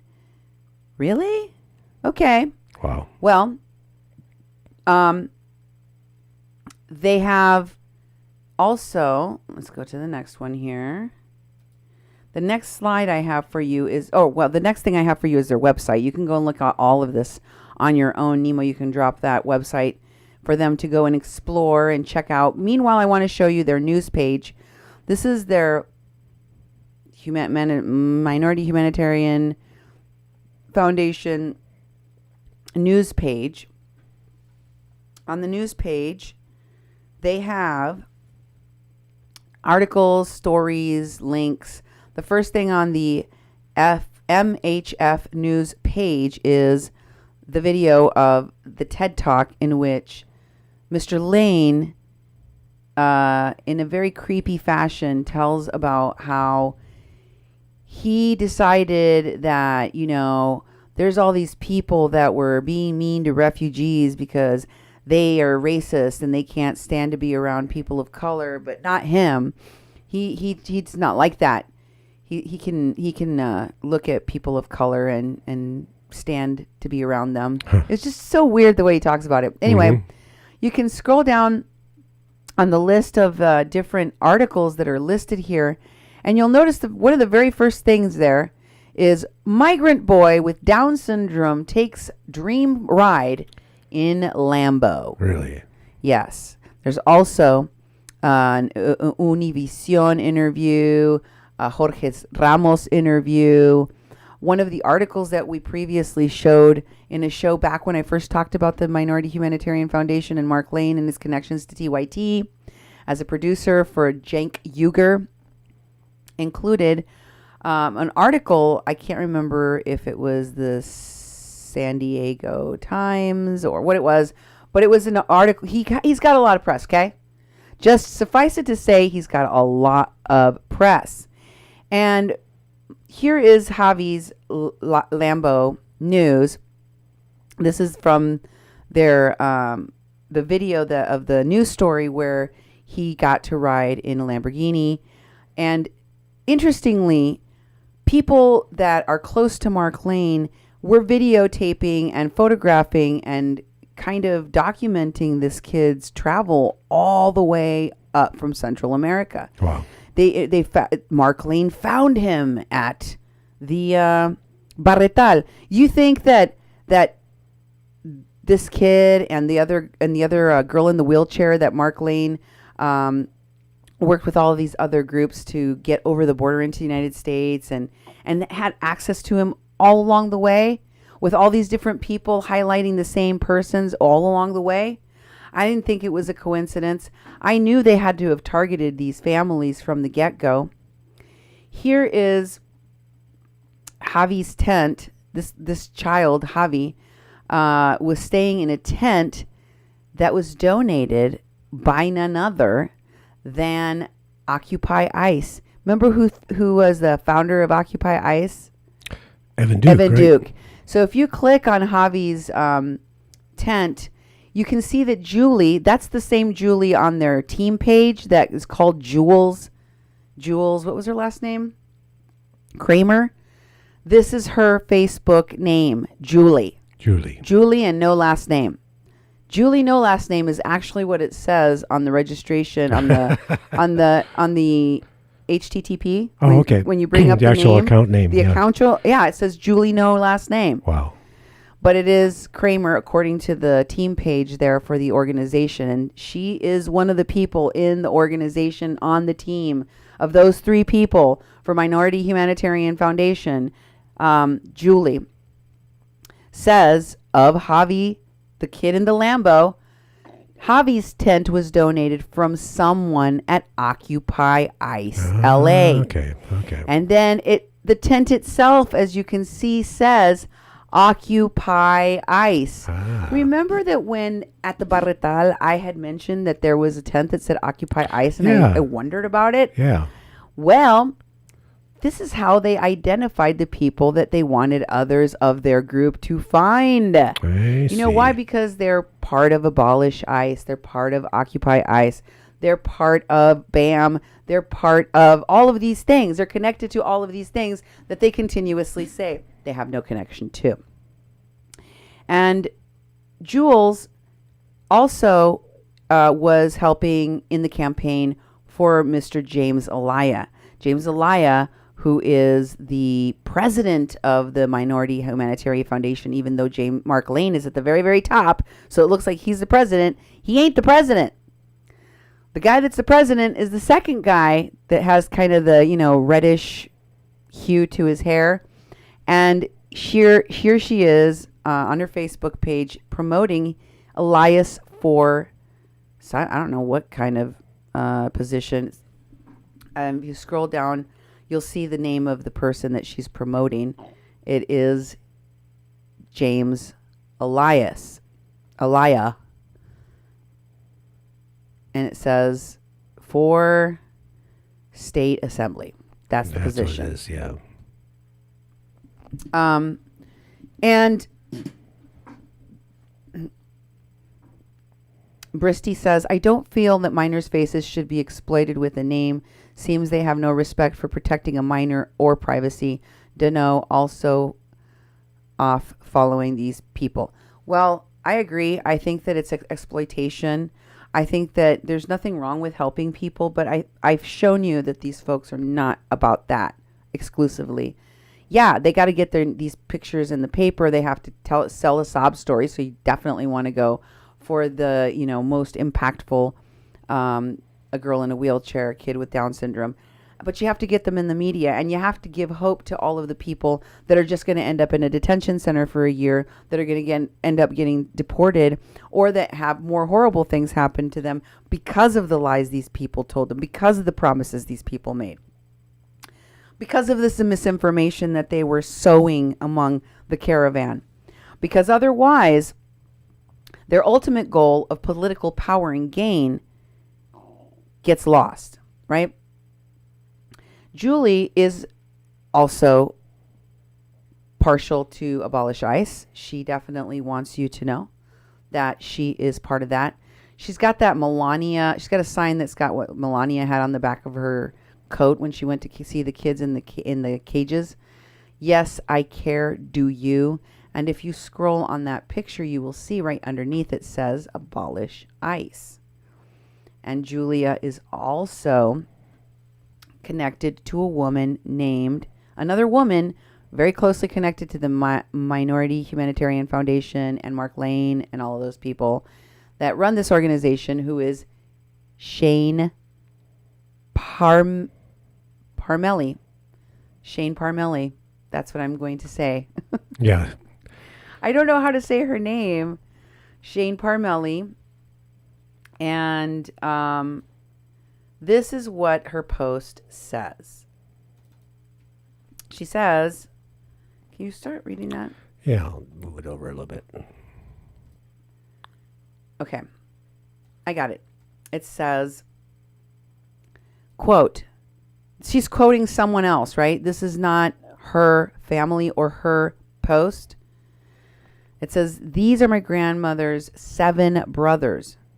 During World War II, my grandmother, her sister, my great-grandparents were all sent to Japanese American internment camps where they were held hostage by our government for 4 long years. Meanwhile, all 7 of her brothers enlisted and went to serve our country. They fought the same government who was keeping their family prisoners and forcing them to live in renovated horse stables. 4 years later, my family was released from the internment camps without apologies. They returned to their flower farms to find it in shambles. They had lived in extreme poverty before and after the government kidnapped them, but the insult to injury was returned. They returned to was deplorable. People had looted broken windows, sprayed painted anti-Japanese slogans all over their homes. My great-grandmother died only a few weeks later after being released due to her lack of medical care in the internment camp. This isn't an uncommon story, but it is one of that our history books glaze over. My hatred for the government is strengthened by my love for people who serve it. Hopefully we can learn from our country's painful mistakes, even with our government, when our government has not. Thank you to all veterans, including my dad. We all show our love for this country in different ways. I'll fight for this country, but I'll do it in the streets. I'll do it by organizing. I never want another family to go through this again. And it's signed one of my friends. So Shane Parmelli signed the quoted story as being from one of her friends. And if you put that picture up again, Shane Parmelli, you will see who is the person whose family that is. Here's the picture again. If you move to the right of that picture,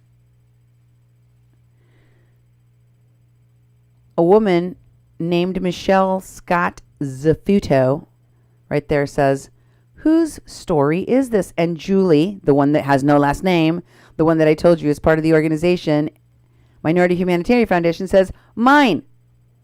That's her family. Okay. Next, I wanted to show you one of the pictures she has available on her page where she's holding a gun. And with these people with this attitude, you know. Mm-hmm. Check it out. Julie got a gun. Got a gun. She's going to fight out on the streets. She's going to fight organizing. Here's a picture of Javi, Minority Humanitarians Foundation's request for donations, and a post down below where they talk about Javi and taking him home and playing with toys with him. My wife and my 2 little guys helping Javi build his new toy at his host house. So they've got him a host house. He's playing with toys. Mm-hmm. Again, that's all great and good. Mm-hmm. But if it is also a ruse to make people think that this is how it's going to be for everyone, and this is taking into consideration that Javi and his mother have not yet been given an asylum hearing and have not yet been granted asylum. They're just waiting for that process. There are no success stories yet where someone has been granted asylum and they can say, look, this person gets to stay here permanently. You feel me? Oh, yeah. They can't say that. All they can say is that some people got into the U.S. All they can say is that they're here. Many of them are wearing ankle bracelets or ankle monitors, those that have managed to get out. But for every one of those that you see out and about, there are hundreds of thousands in detention centers. And many of these from the caravans will end up there without bail, possibly for a year or longer, definitely for months. So here are some of their projects that they're working on. And this is interesting, okay, because they got their finger in a lot of pies. They're doing all sorts of different things. And once again, I'm not sure how they managed to do all this stuff, but they claim that they are doing all of these different projects. On the ground relief efforts in Tijuana.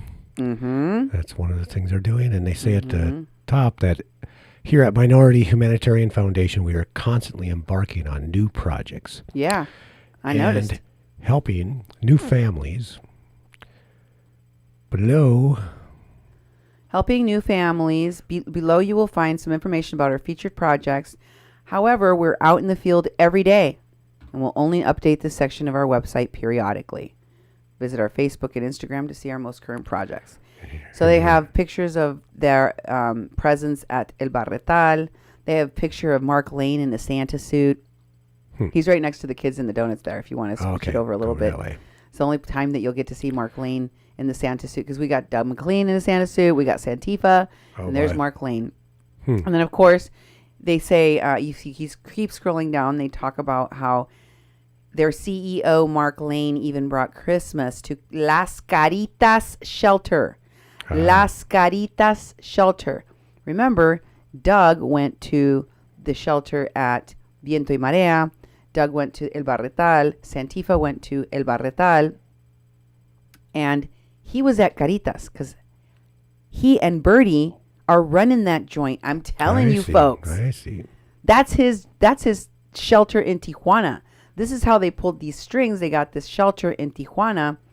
And if you scroll down even further, at the very bottom, there's more evidence of this, because he's talking about building a roof, bathroom, and shower at Las Caritas. Yes. You don't get authority to do that, and you don't renovate somebody else's building. Not usually.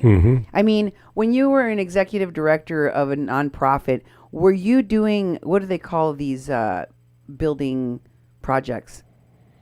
Like Habitat for Humanity, things like rehabs. No, remember when you raised money for your nonprofit to build things onto it? What was it called? As the executive director of a nonprofit organization, you had a campaign while I sat on your board where you were raising money to fund building onto the building in which you were in. What was that called? It's I forget what it's called, but it's basically the capital campaign for capital work. How often do you raise capital for someone else's nonprofit? Usually never. In fact, it's really hard for nonprofits to do capital campaigns. It's usually one of the hardest things because you're looking at for permanence. You have to be pretty large, and when you actually... How often do you do it for somebody's building in another country? Never. I mean... I've never heard of that. I've heard of people doing relief type things where they raise money and then give it to a group. A group that's actually building a, like in the Peace Corps, they'll help communities build wells. They'll do some infrastructure work. But basically, when they raise money and they get some sort of people to do capital for some other country, it goes to the people in the country to do their own thing. People might supply labor, free labor, get people to go volunteer, but very seldom we'll just go take a building and then we'll rebuild it. So I think that's kind of unusual. Melinda Ann says the government also interned Americans, Italians, and Germans. You don't hear much about those stories. The Japanese Americans weren't the only ones treated in that manner. Thank you for the comment, Melinda. It's true. Don't often hear about that. Yeah. It's important to acknowledge. But I really believe, based on what I've shown you, that they are definitely running this place, the Caritas shelter. Yeah. And it says that they are currently in the process of building a new bathroom, shower, outdoor roof, enclosure for the asylum seeking women and children staying at Las Caritas. These asylum seekers are waiting to be processed, and due to new immigration policies, they likely have a long wait ahead of them. This new roof will create livable space and a safe, shady area for children to play. The new bathroom and shower are desperately needed and will greatly improve the quality of life for the families. Okay, so I wanted to show you rapid response of the rapid response group that I told you that is basically MHF and Linda Sarsour and Mohammed El Nakib and those folks, okay? Now on this, I wanted to kind of show you what rapid response is associated with. So let's start with, let me find this here. Excuse me. So here's this post by Rebecca Taylor, and she is with Norma CP and 10 others. And if you scroll to the right, I'm going to have you do that in a minute. Don't do it quite yet. You're going to see who's tagged in this post, okay? For now, I want you to see this January 8 post. It was made public in San Diego, California, and it says, happening now, the county of Sups is about to vote on addressing the impacts of migrant shelter crisis in San Diego. Thanks to Nathan Fletcher, and it's got tagged Nathan Fletcher for County Supervisor 2018. Okay? So that's his voting page or his candidate page. I see. Even if you can't make it, use the fact sheet below to show support on social media. People seeking asylum protection have a right to just and human treatment. Asylum is a right. Invest in San Diego families. Stand up for human rights. And then it has a bunch of organizations that are part of this whole thing, okay? That are working on this. ACLU of San Diego and Imperial Counties, SEIU Local 221, hashtag San Diego OP. Huh? Don't know what that is. Anonymous? Who knows? Maybe. Jewish Family Services of San Diego. I showed you that one before. The San Diego Rapid Response Network. Okay. That's the Minority Humanitarian Foundation plus El Nakib and his people. Hillcrest Indivisible Interfaith Work, Justice of San Diego County, and CARE. CARE was part of the group of people that was with the clergy that got arrested in Tijuana. Okay? Now, I want you to go to the right so you can see who is tagged in this post. You've got Sandra Alvarado, David Langstein, Mejgan Afshan, Yusef Miller, Ashley Harrington, Tara Lawson-Renmer, David Garcias, Pamela Ellen Hughes, Emmy Sparaco, and Cassie Purdy. Okay? Okay, next I want to show you that they had a gala for Enclave Caracol, and this gala was to raise money for, organizations that the gala people, the people that put it on, wanted to help. And it's by somebody in the Migrant Welcome Committee of the Bay Area page. And so I showed you that the Migrant Welcome Committee of the Bay Area page, where, what was his name? Jason Wallach. The bicycle owner, the bicycle shop owner, who put out the press release about what happened in Tecum Uman and said that there were people that were dead, and said that people were attacked by an angry mob of racists that were fueled by a xenophobic mayor in Guatemala. You know, they use the same thing to talk about Tijuana's mayor, and they use the same excuses for why people were mad. When I showed you that, in fact, people were angry that they were partying and having these drug-fueled all-nighters that were keeping everyone awake, doing, you know, these pretty raunchy dances. Yep, and big parties, lots of loud music, all sorts of stuff. Wow. Yeah, the people responsible for those lies about the Mexican people, the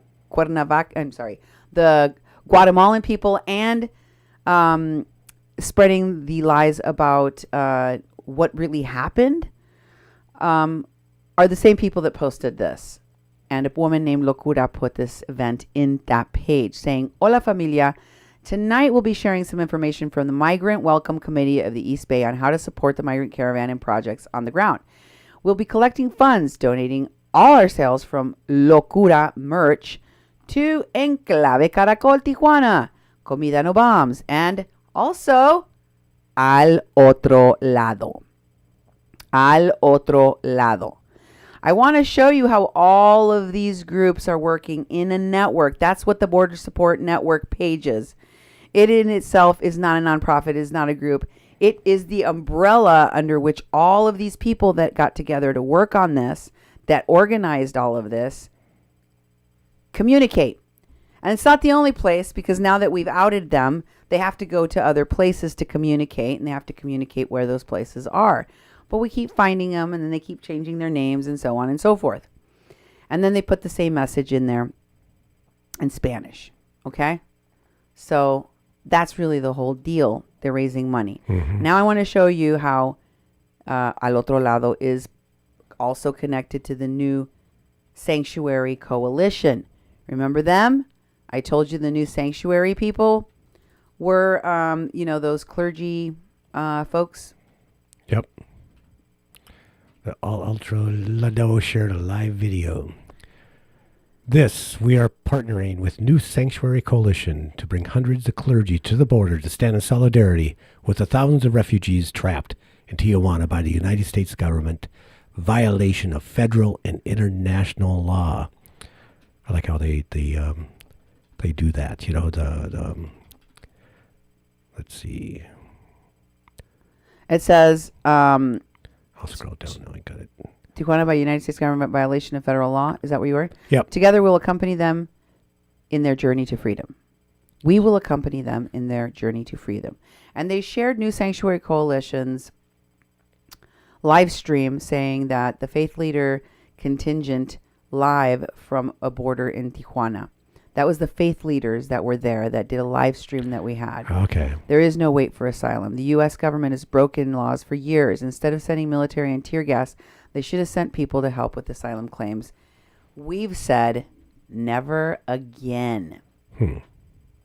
So they're connected to that New Sanctuary Coalition that you saw.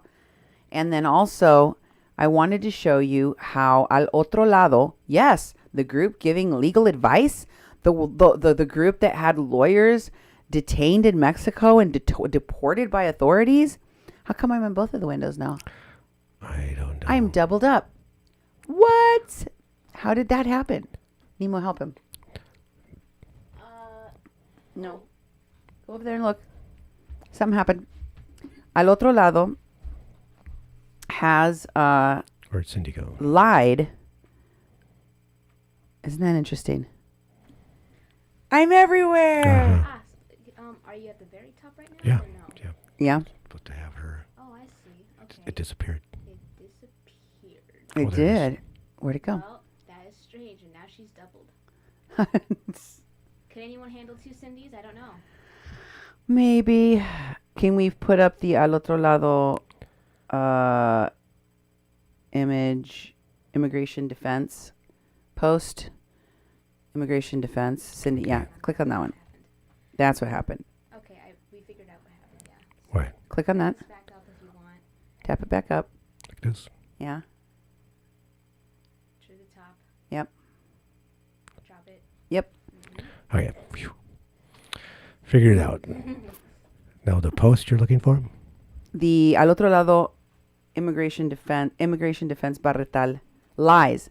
I want to show people, or I guess I want to remind people, that this group that is supposed to be doing legal defense spreads lies, helps spread lies.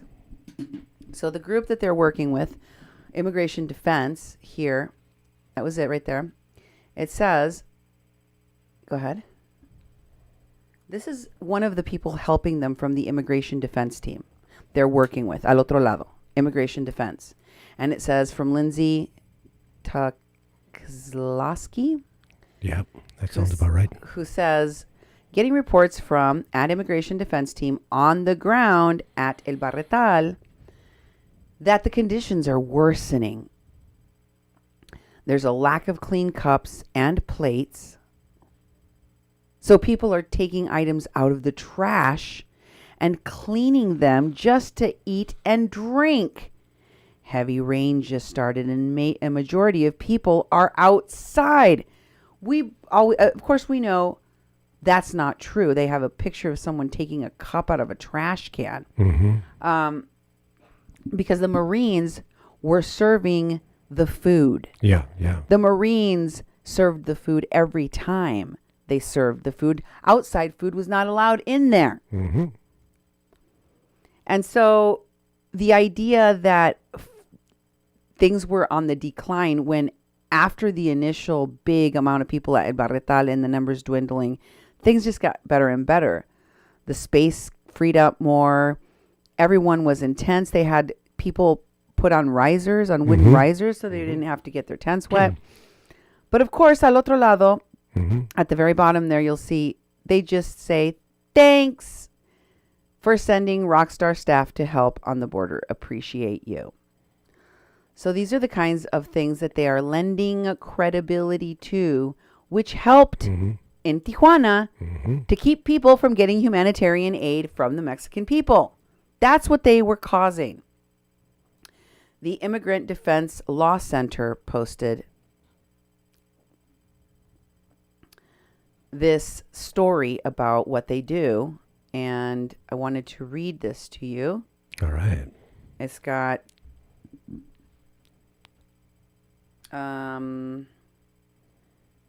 maybe I can, maybe I can't. I don't know. Can I? Yes, I can. I can do. So it says, our story is the Immigrant Defense Law Center, which is they shortened it to IMDEF, was founded by a dedicated group of advocates and activists interested in creating an organization on the vanguard of the movement for public defenders systems for immigrants facing deportation. Their founder, many whom previously worked together, providing deportation defense at another nonprofit organization, took a leap of faith in the summer of 2015.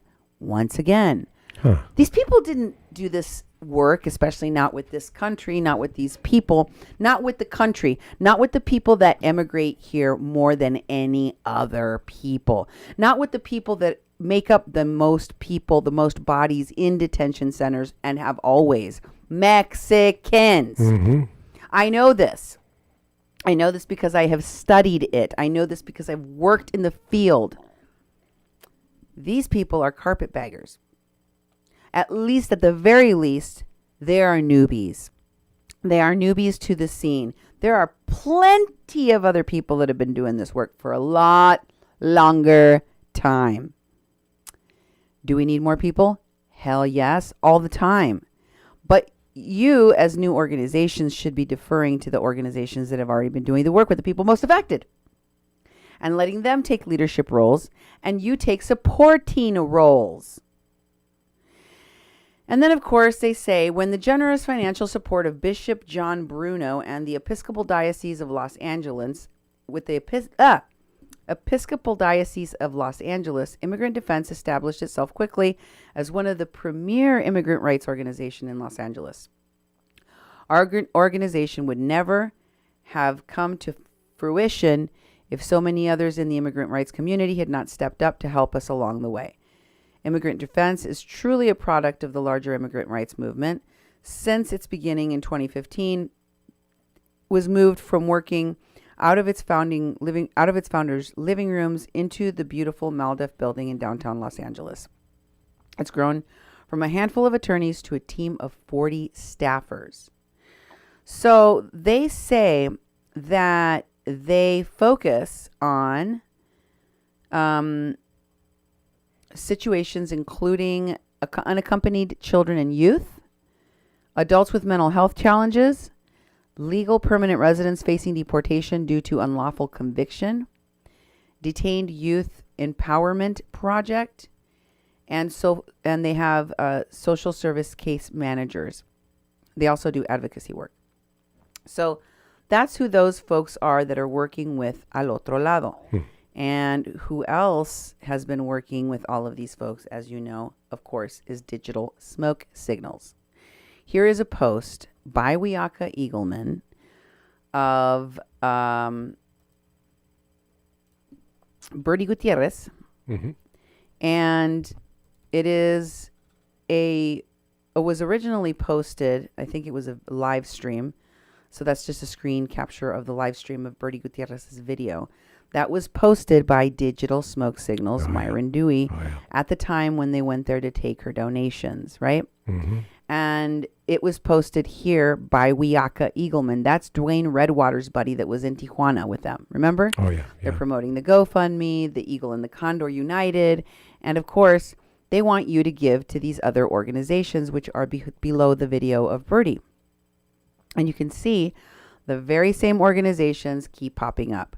Who does Bertie want to fund? Who is Bertie asking for you to send money to in addition to her? Al Otro Lado. And it says they're a 501c3. It's got all their information. You can also volunteer for them. And then they also want you to give to Enclave Caracol, the vegetarian restaurant providing shelter, food, and medical care to asylum seekers. It was also a place where people got together, like lawyers and other groups, to talk, right? It's kind of a staging area. Bertie also is part of Abolish ICE. Okay? She's connected to the Occupy ICE in Detroit. Oh, I want you to know. I know because she's from California, but she is connected to the Detroit Occupy ICE for some strange reason. And this is a post where they're talking about how there is only one morally correct response to the caravan: to throw open the doors and welcome them. Failure to do so is not just a rejection of moral duty, it's a complete abdication of both national and international values. It also ignores the weight of responsibility the U.S. placed on itself when it declared dominion over Central and South American countries, then repeatedly destabilized those countries in the name of corporate interests. The Abolish ICE network is fully committed to supporting the caravans traveling to the southern U.S. border, and we'd love to have your help to join the national organization team. Please sign up on this Facebook page to financially support the caravans from within the movement. You donate to who? Pueblos Sin Fronteras. That's the group led by that terrorist guy, Ulloa, that blew up the Chinese restaurant and was exiled in Mexico for 30 years. That's the same group that had leadership within it that threatened Eva Fernandez, the woman that ran for president, that filed criminal complaints both in Mexico and the U.S. against leaders of that group. Here, Bertie is saying, Occupy ICE Detroit is saying, these are the groups you should fund. Yeah. Who else do the people in Detroit? Remember, this is the Detroit group. Yep. Who else do they want you to help? Asylum Seekers Caravan Support Network, Evan Duke's group. Wow. to financially support base camps along the border to provide humanitarian aid at crossings. Donate to Camps Arising. Camps Arising, as you know, is the group that is the fiscal agent for Evan Duke's group. Wow. For the warriors that are wanting to build their wall. Mm-hmm. This is in Detroit. I must remind you that people working against ICE, people working against deportations, that are working in migrant work in Detroit are posting, hey, fund all of these phonies from Standing Rock. Fund all of these frauds. Fund all of these people that are giving false information to the caravan goers, putting their lives in danger and destabilizing Mexico. Fund all of these people. That's what Detroit is saying? Somebody needs to explain to me from Detroit why in the hell you would be promoting Wiaka Eagleman and Dwayne Redwater, Myron Dewey, Evan Duke the Third, Brendan Tucker, Mr. Brendan, I don't even speak English, Tucker, Lolly, Laura, Christina Livingston Berger, Jake Lee, and others to be leading. Kei Kurimoto, Doug McLean to be leading on issues that affect Mexicans primarily. I want to know. This must be an organization in Detroit run by a bunch of white people, because I don't understand why on earth they would be funding or supporting the funding of these particular organizations, all of which we know are working in unison. What's the next one, Duke? Well, it is Casa Condor. Condor sounds to me like it's that house for the people that they were talking about, that they were renting for the activists to aid those crossing the border at Texas. Okay. In Texas, they're setting this up. And finally, they want for, at the Arizona border, this is a campaign for immigration reform, No Más Muertes. That's the group that you saw that they were providing, they were, putting all of these articles in the paper. The group that recently had 4 of their people convicted because something to do about the wildlife refuge that they were. Okay. Yeah. I remember them in the press. Yep. Yes. And let me see. Hold on. Okay. Let me just go to the next slide here. Birdie, I wanted to show Lilith talking currently about what she's up to. We know Lilith is working with Evan Duke. We know Lilith and Evan Duke and all of these people are Antifa. And Lilith wants you to pay for a new phone for her because Lilith lost her phone. Yeah, I got it taken. Lilith, the sex worker turned overnight activist on immigration issues that she knows nothing about, once again, posts, hey, y'all, so I need some help. I know a lot of you are aware of the huge load of work. It's a load of something, but it ain't a work. I've been doing with the national network to organize a connected support response to the asylum seekers. Unfortunately, I broke my phone on Thursday night because of all the work I've been doing for Support Network. I haven't been working as much as I usually do, and I don't have the money to order a new phone, but this is an immediate need. By the way, I just want to clarify, this was posted back in November 10th, before she was going over the border with everyone. And so it was really early on. Early on, yeah. Okay. But I want to show you what she was doing with the phone.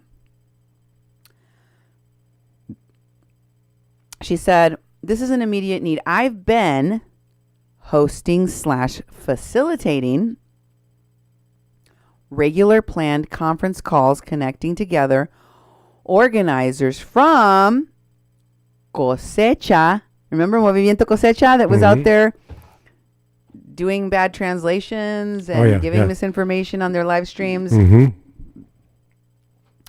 Pueblo Sin Fronteras, that has as one of their many leaders an exiled terrorist. Food Not Bombs, which as we know, they're also called Enclave Caracol. DSA members, that means something sanction, divest, sanction, and I can't remember the last word. I always forget the last word, but it basically is BDS. They favor BDS movement. And grassroots organizers involved in anti-fascist work, as well as abolish ICE. Thank you, Lilith. I rest my case. Yep. You see what they're doing? Mm-hmm. It cannot be more clear. They have abolish ICE. They have anti-fascist work. They have Enclave Caracol, Pueblo Sin Fronteras, Cosecha. And she goes on, I really hate asking for money for myself, but also recognize that I am committing about 30 plus, I thought she was going to say 30 criminal laws. I'm committing about 30 crimes a day. Mm-hmm. No, I am committing about 30 plus unpaid hours of work a week to this cause. And there might be people willing to help support this need. If you have any spare funds to contribute to help me get a new phone and continue my work, this is a small but tangible way for you to help support a grassroots organizer. The deductible for me to get a replacement is $275. Wow. Every dollar and every penny helps. I am sorry to be asking, but I appreciate any help you can spare. And then she gives her cash me. Mm-hmm. And then she said, I also can send my PayPal information to anyone who sends me a private message. Thanks in advance to any help you can spare. Sending you all so much love. Thanks for your support and work in the continued struggle against this fascist regime. So that's it. That's the groups. Birdie is part of Abolish ICE. Birdie is part of these anarchist, anti-fascist. They're all working on the same stuff and believe the same things. Let me show you one of the people that we've talked about. Another one of the Santas, as you will recall, Doug McLean. In that picture, in this picture, you're going to see a lot of these Birdie, Susie, Evan Wiaka. Who else is in there? Myron Dewey. Shout him out, Duke. Who's in the picture? I'm trying to make it bigger so I can see it. They're loading a truck, and Susie Desba is there, or AKA Vanessa Dundon. You've got this is a post, by the way, of Karina Arce Paez, and she tags Birdie Gutierrez and 7 other people, including Vanessa Dundon, a.k.a. Susie Desba, Evan K. Duke III, Miguel Dawson, Wiaka Eagleman, who is with Dwayne Redwater when they were there in Tijuana. Dwayne and Evan are now at the camp. And Evan Duke's second account, Edna Alejandra and Myron Dewey. And you can see in that picture that they are putting stuff or taking stuff out of the back of a truck. Oh, yeah. Right? Mm-hmm. They're all together in Tijuana. Who else was in Tijuana working with these folks? Well, as we know, Lilith Sinclair, Brendan Tucker, and Lolly B, and also Adam Elfers, Jake Lee, etc. Here is Doug with Lolly and Kei Kurimoto and and Adam Elfers outside of the Viento y Marea shelter that people were occupying, and they had a standoff with the federal police for 6 days. As you can see, if you make that picture a little bit bigger, so we have this labeled so you can see some of the players. Right in front there is Kei Kurimoto. You have Brian, there's Adam Elfers, there's Lolly B. Pull it down a little bit more. You got Brian Alvarado. Alvarez. Mm-hmm. Okay. And of course, Doug McLean there in the corner. And if you go down, you can see that there is Lolly B and Kei Kurimoto. Mm-hmm. So those folks were there. Jake Lee was in that picture too with the sunglasses. Jake Lee likes his sunglasses. Yeah, We also have Doug with the entire group. This picture I've showed you before, you'll recognize it. oh yeah. They're all looking down, except once again, this one is labeled. The person that is in the next. Okay, so we got Lolly B. Let's start with Lolly B, and go counterclockwise. Don't make it too big, because then we'll have to. I want to be able to read the names. There we go. Oh yeah, we can read. We can move it down a little bit more so you can see the labeled names. There's Lolly B, and then next to her is of course Adam Elfers. Next to him is Jake Lee. Next to him is Vivian Farmery, person with the glasses right there. Yep. Next to that person is, who is that, Duke? I can't read the first name. Clan? Clan. What does it say? I don't know. Clane? It can't be Clan, honey. It can't say Clan. That would be wrong. Who would name their child Clan? Cyan. Okay, thank you, Nemo. Cyan West something. And then if you scroll down, you'll see that we've got K Bueno. Who's that? Surfactant? I don't know. Katrina Caravos is another person that we've seen before. I can't. I can't see what that says. I'm just going to guess. And, maybe I can see it over here. Let's see what happens.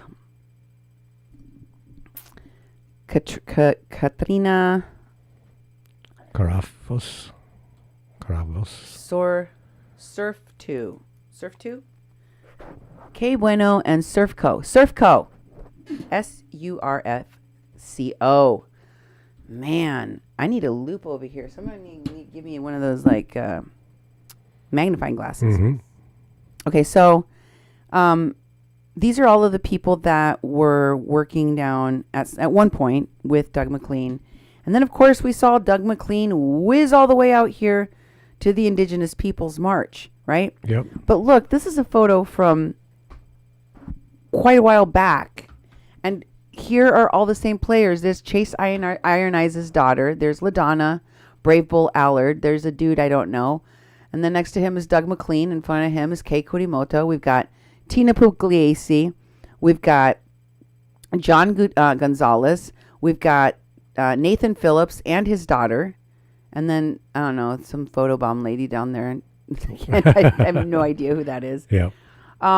Same folks, different day. But, they travel together in groups. And, of course, they have each other's back. And then, of course, we have Doug promoting Nathan as if he were literally on par with Martin Luther King Jr. Yeah. Martin Luther King Jr., folks. Look who he tags. All of the players. He is talking about Nathan Phillips on par with, on par with Martin Luther King. Look who he tags. Doug McLean is with Alberto Guerrero Ulloa. Alfonso Guerrero Ulloa is the leader of Pueblo Sin Fronteras, who was banished from his country of Honduras for the last 30 years because he blew up a Chinese restaurant. In the process, he injured 6 Marines. Right at the very top, next to Doug's name, don't you see it? Guerrero Ulloa Alfonso. And of course, 84 other people. He was at the Washington Monument. He's at the Washington Monument with, these people, Nathan Phillips and all of the Indigenous Peoples March Movement people. As you saw, he was filming Chase Iron Eyes. He was filming Takata Iron Eyes. He was filming the events that occurred nearby. He tags Althea Phillips, the daughter of Nathan Phillips. He tags Nathan Phillips. And then he tags Rob Wilson, Lolly B, all the people he left back in Mexico, and other people that he worked with at Standing Rock. Raymond Kingfisher, Kei Kurimoto, Katrina Caravos, Shanti Hockey. If you were wondering if those people were connected to the people currently with the caravan all the way in Guatemala, worry no further. Doug McLean knows him too. The one that said in his pictures, I think those people have Israeli equipment. Yeah. In the riot gear that clashed with the Honduran people that were protesting in the streets. David Gaskin, who works with Myron Dewey. There's Francis Fisher. There's Hollywood in a House. Michael Negro, he was the one that was in the Truth Dig article promoting the Doug McLean Santa story. Okay. Lori Woodley, Shailene Woodley's mother. Cassandra Begay, Tina Pugliese, Jacqueline Keeler. Who else? Gina Figueroa, Sarah Pipes. Oh, Sarah Pipes! Sarah Pipes. Sarah Pipes, the one that defended Benji Winderweedle, friends with Ed Higgins. There's Tim Schwartz. He was the divest guy. Remember him? Yep. We've got Jim Graywolf Protruzzi. We've got Dan Nimkin, the guy that went to Burning Man with Chase. Yep. We've got Adam Elfers. We've got Winia Locke here.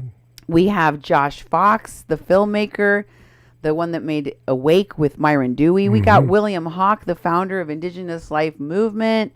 We have LaDonna Allard, Michael Reyes, John Gonzalez, that was promoting the GoFundMes of the Marcus Mitchell fake gunshot wounds.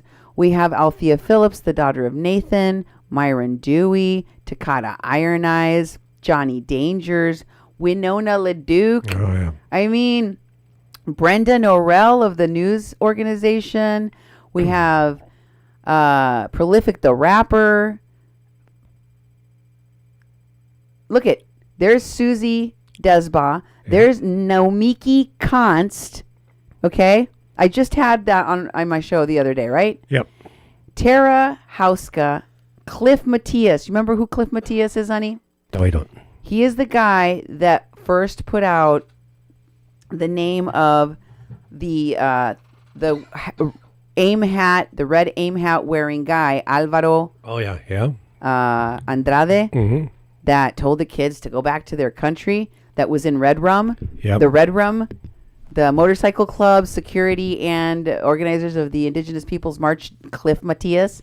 He's in there too. Was that the last one? Are we done here? Yep. That's all. There's more, but there's no but you more can't see on 'em? that thing. Yep. You can't see anymore? I mean, if that wasn't a parade of It look was. at who's all here, I don't know what is. Here is, and what's really troubling to me is I have shown you time and time again that these people lie, that they lack the skills, the background, the knowledge, and still they are putting themselves at the forefront of issues that do not primarily affect them. They are astroturfing these issues. They are exploiting the caravan. They are lying to the people. They are conning our country and other countries in the process. And they are irresponsible with people's lives. One of those people that I have been harping on the most is Lolly B. Heelan. Laura K. Did you need some water? Laura Livingston Berger. And I wanted to show you a quick little video of Lolly and her, Jake Lee and her little entourage as they're crossing the street. This was just captured by someone else that was doing video right there at the border crossing, which I guess these folks go to almost every day to watch people turn themselves over, to accompany people, to have them turn themselves over to detention facilities.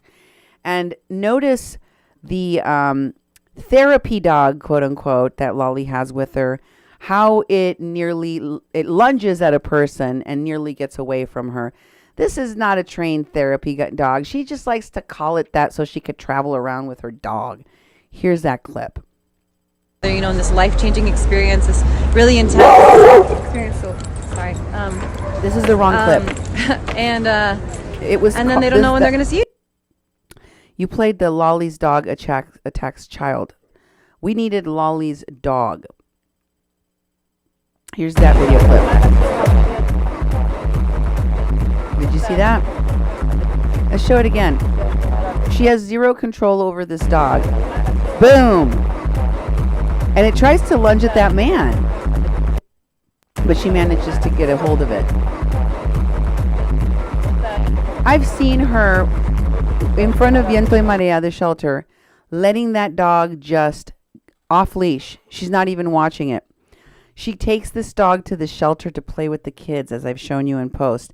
But look at how, when this little child, she's doing her live stream, when this little child photobombs the live stream she's doing, the dog attacks a child.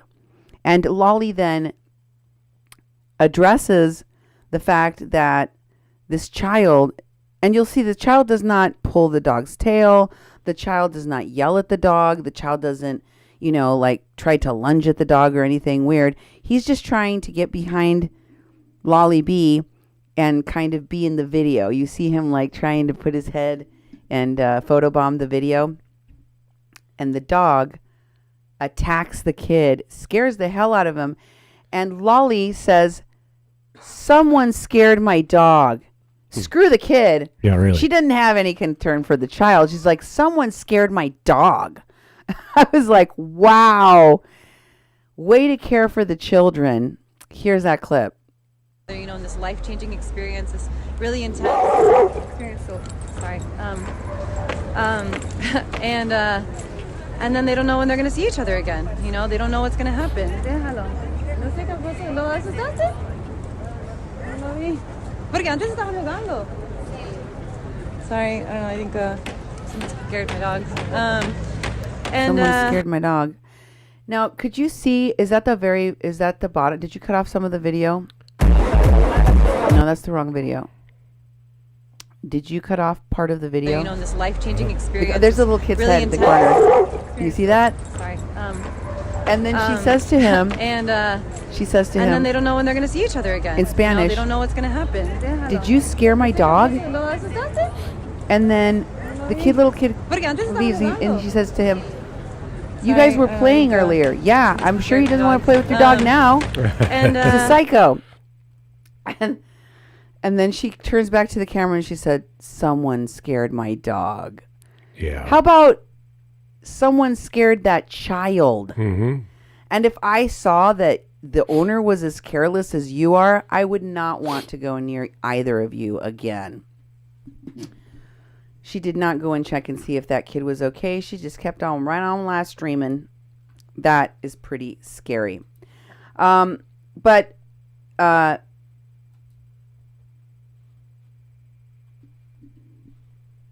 Shane Parmerly is one of the people that I showed you earlier, was posting about the group associated with Minority Humanitarian Foundation. Here she is talking about the ACLU.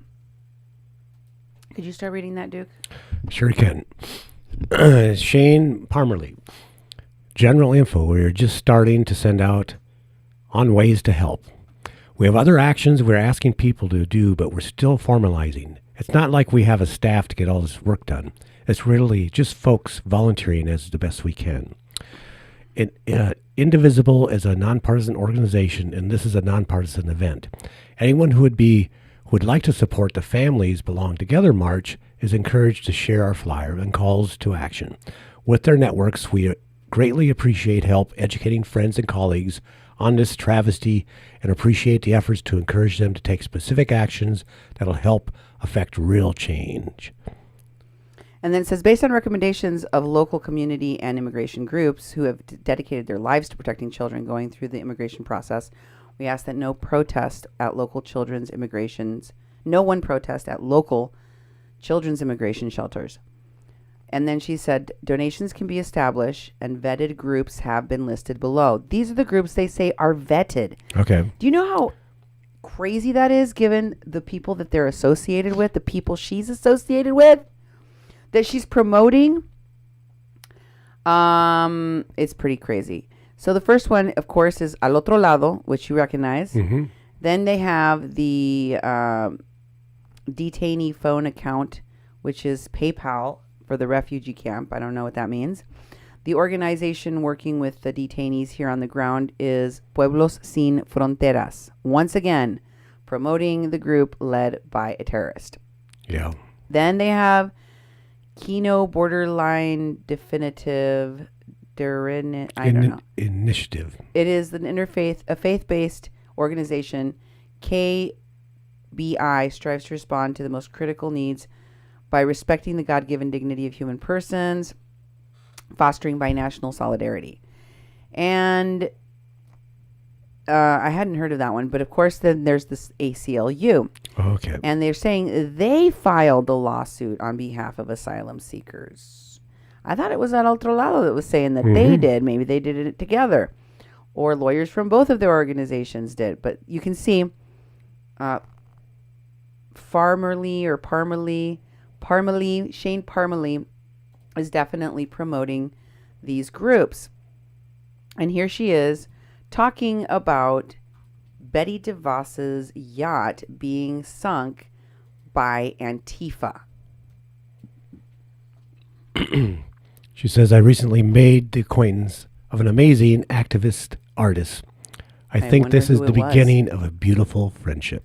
I wonder what beautiful friendship she is referring to in July of 2018 as she is displaying a meme of Betsy DeVos's yacht being sunken by Antifa. And you can see that they placed their flag on the boat they're sinking as if it was a pirate flag. Yeah. And it's got the Antifa flag sinking. So she's down with Antifa. But wait, I want you to go back up to the top with her name and show who's tagged. Who's tagged?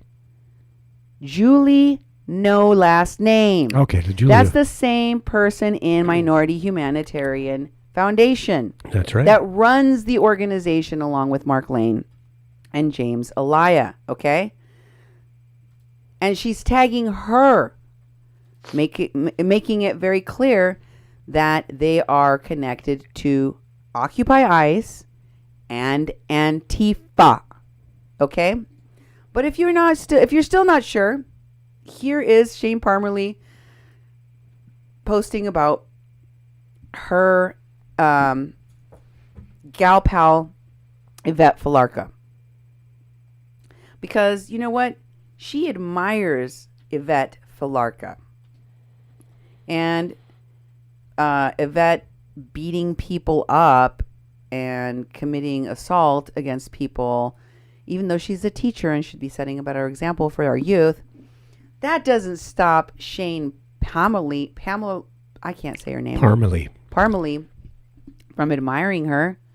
She posted on September 30th about Yvette Falarca, and you can see her name right there on the screen. We'll be able to scroll down in a minute. You can look at it more closer. It says, most of us would buy a drink for a fellow educator activist like Yvette if we ran into them at the bar on payday.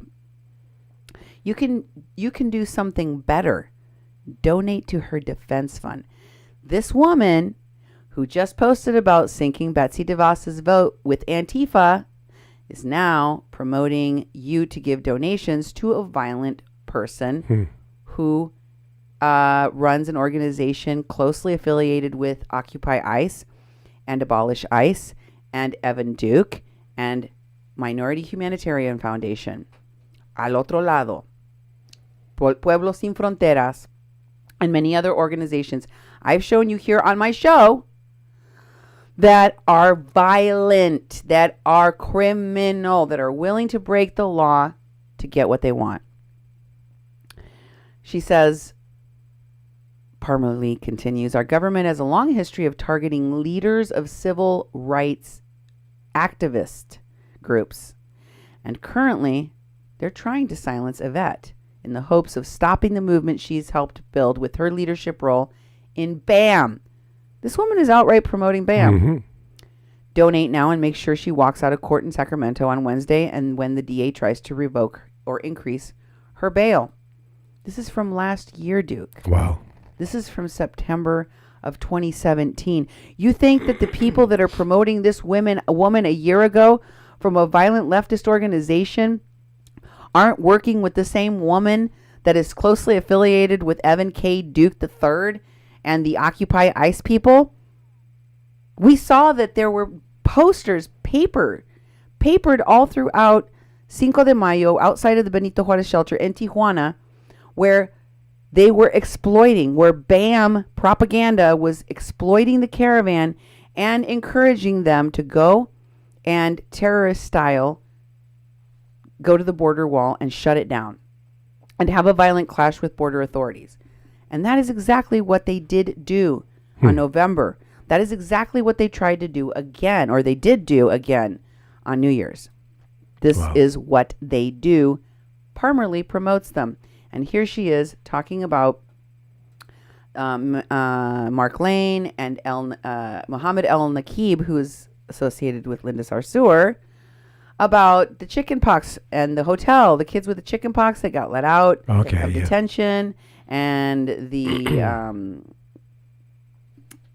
fact that they needed to get hotel rooms for them. And you remember who paid for the hotel rooms, right? Who paid for the hotel rooms? It was Linda Sarsour. Oh, okay. So here's what she had to say about this. Go ahead and read that for me. Okay. Currently at Kaiser, trying to figure out who is getting chickenpox boosters. Today, our RN called Mark and asked us to take a family. She said the family didn't have travel. Rapid Response Network is RRN. Okay. And who's Rapid Response Network? It's Mark Lane. Oh, okay. And Mohammed El Nakib. The RN called Mark, he called himself, and asked us to take a family. Said the family didn't have travel plans, yet had been there for too long, and they needed space for another family. So Mark doubled them up with another family in a hotel room that the Minority Humanitarian Foundation paid for. Turns out a child in the family had chickenpox, and Rapid Response Network knew about it. Wow. A sick kid shared a hotel room with a pregnant woman and spent all day at my house with 9 other kids. Wow, thank you. At her house. Wow. She's like, I've been exposed. This is why they were so mad about the chickenpox thing. Mm-hmm. But these kids had chickenpox at Viento y Marea in Mexico. They had identified that these kids were sick. Yeah.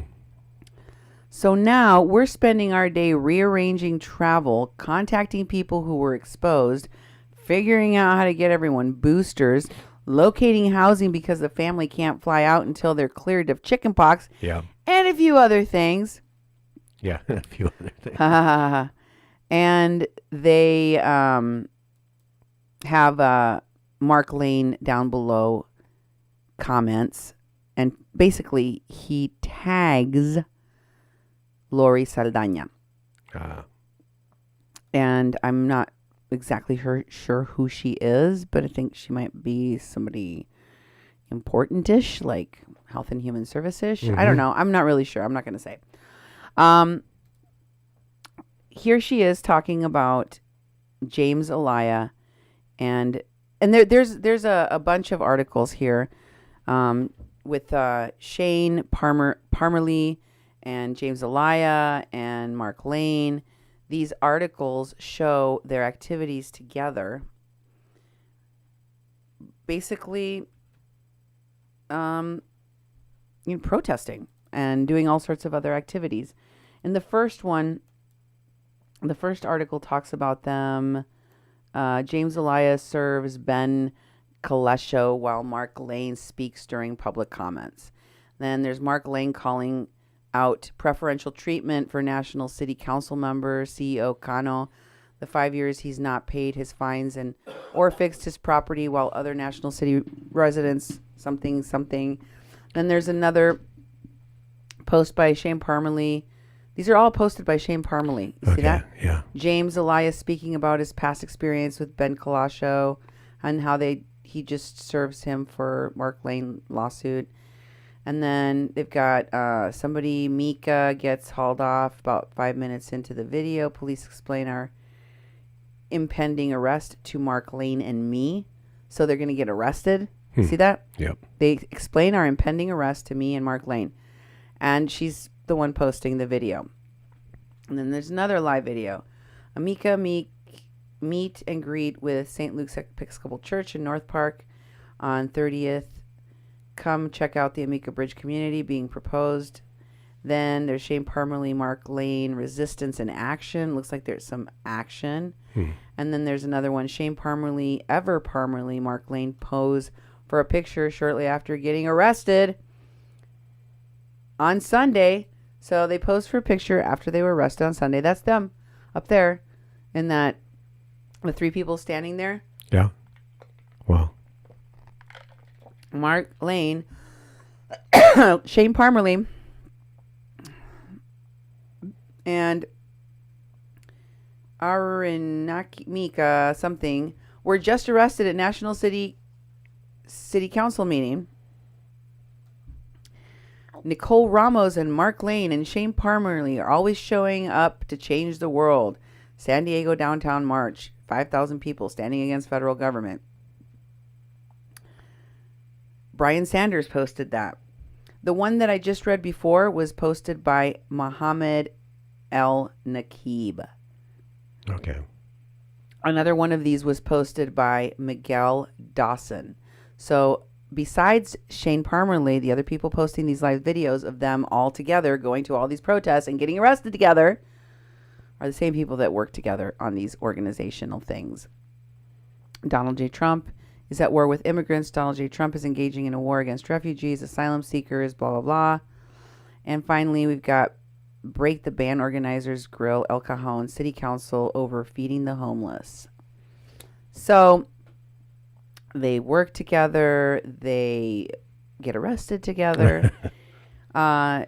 I wanted to show you this article in The Voice of San Diego where a judge eviscerates Mark Arabo, one of the original Remember I told you about the Minority Humanitarian Foundation, and I said that it was started by a guy named Mark Arabo, that this happened a long time ago, and that it was for Chaldean and Iraqi refugees, Christian Chaldean and Iraqi refugees, and then I wasn't sure if this Minority Humanitarian Foundation was the same, that they might have just taken the name and started using it because they're like completely different things. Yeah. What do you think about that, Duke? Well, you know, the actual article in here, why don't I just bring that up real quick? Nope. And a judge's remarkable scathing takedown Mark Arabo and the Neighborhood Market Association. You know, these people they've built this history, and they're using this history to, I always think it's funny when they use this history to build that they're doing all this humanitarian stuff they're doing right now. Oh, yeah. Which doesn't really make sense to me. You know, it really doesn't. It really doesn't. You know, and it's credentializing yourself on this crap. You know, and it actually makes me more suspicious of them because they don't have a background in what they say they're doing. And they're spending a lot of time asking for money.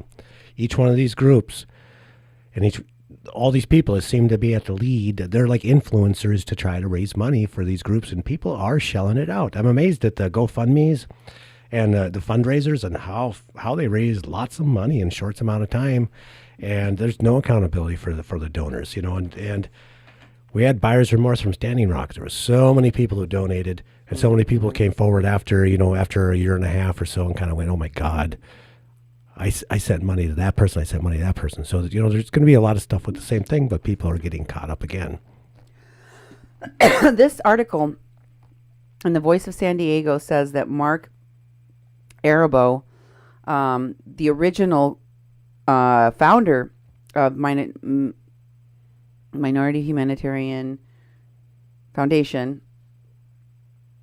was in big trouble because this is the association that Mark Lane was also with him on that I talked about, that he was part of this neighborhood market association that they were both, you know, serving on. I surmised or wondered if perhaps that's where they met, and Mark Lane knew Mark Arabo had this group or organization and decided to take it over after Mark Arabo left. Notice nowhere on the site, nowhere on the page for Minority Humanitarian Foundation is Mark Arabo named.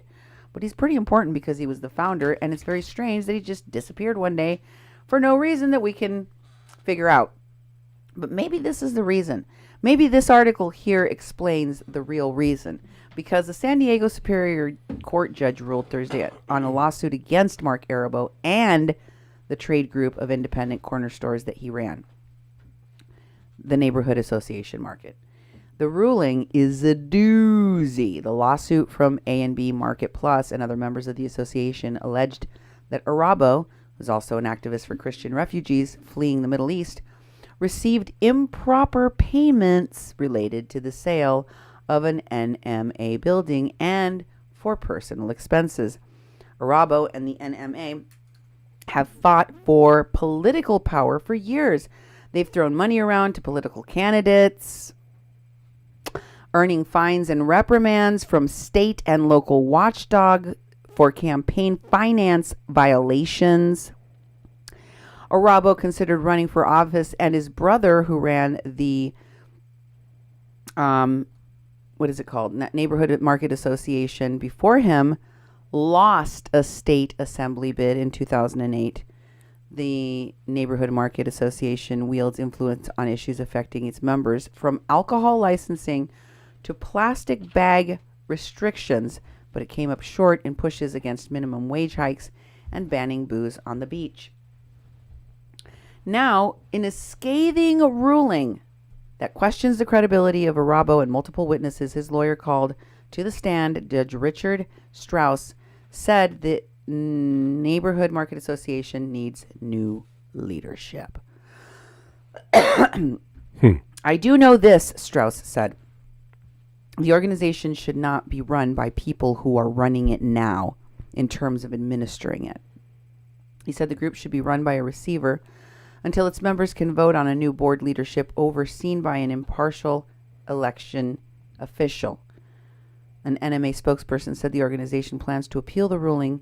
In statements, board members disputed the idea that they were misled by Arabo. Arabo stepped down as NMA president in 2015. In shame! I added that. But its management company has a contract to run the organization's day-to-day business. It's unclear how the contract will be sorted out, but the judge said Arabo's company can't be trusted to run the organization. Wow. The ruling was a blistering takedown that mars the legacy of Arabo's family and others close to him, like Mark Lane and James Zelaya. Why, yes, those people. I didn't say it. A judge said it. That's who they were running the organization with. Mark Arabo was in the Neighborhood Market Association with Mark Lane. I'll show you in a minute that the same people running the Neighborhood Market Association, are running the Minority Humanitarian Foundation. The ruling was a blistering takedown that mars the legacy of the Arabo family and others close to him and will reverberate throughout the San Diego Chaldean community. Strauss also ordered Arabo to repay the association for $248,000, nearly $250,000, Duke, that he received in compensation the judge deemed improper. He received payments, illegal payments, improper payments of nearly $250,000, and he was ordered to give them back. This is one of the most unusual cases I have seen in my 22 years on the bench, said Judge Strauss, according to the transcripts of his remarks. I have never heard so much fiction under oath. It's really unbelievable. I don't even know where to start. Strauss slammed several witnesses and participants in the trial. The judge said, for example, that he did not allow the plaintiffs in the suit to name Ahmad Atisha, the executive chairman of the Neighborhood Market Association, as a defendant only because it would have delayed the case, which was going too long anyway. Nonetheless, he said, quote, I don't know where that would have gone. That would have gone with him, but I have my doubts as to his credibility. Of Mike Habib, a commercial real estate broker whose testimony was crucial to a claim related to a payment Arabo received for the sale of the Neighborhood Market Association owned building, the judge said, quote, I don't believe anything he said. He came in here under oath and I don't believe him.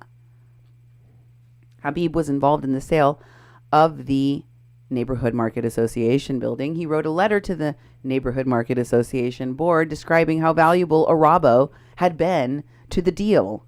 The judge determined the letter misrepresented the sale of the building to the board specifically so that Arabo could get a $210,000 payment. Wow. Quote, and I think, Mr. Arabo, I think you knew that at the time, said the judge.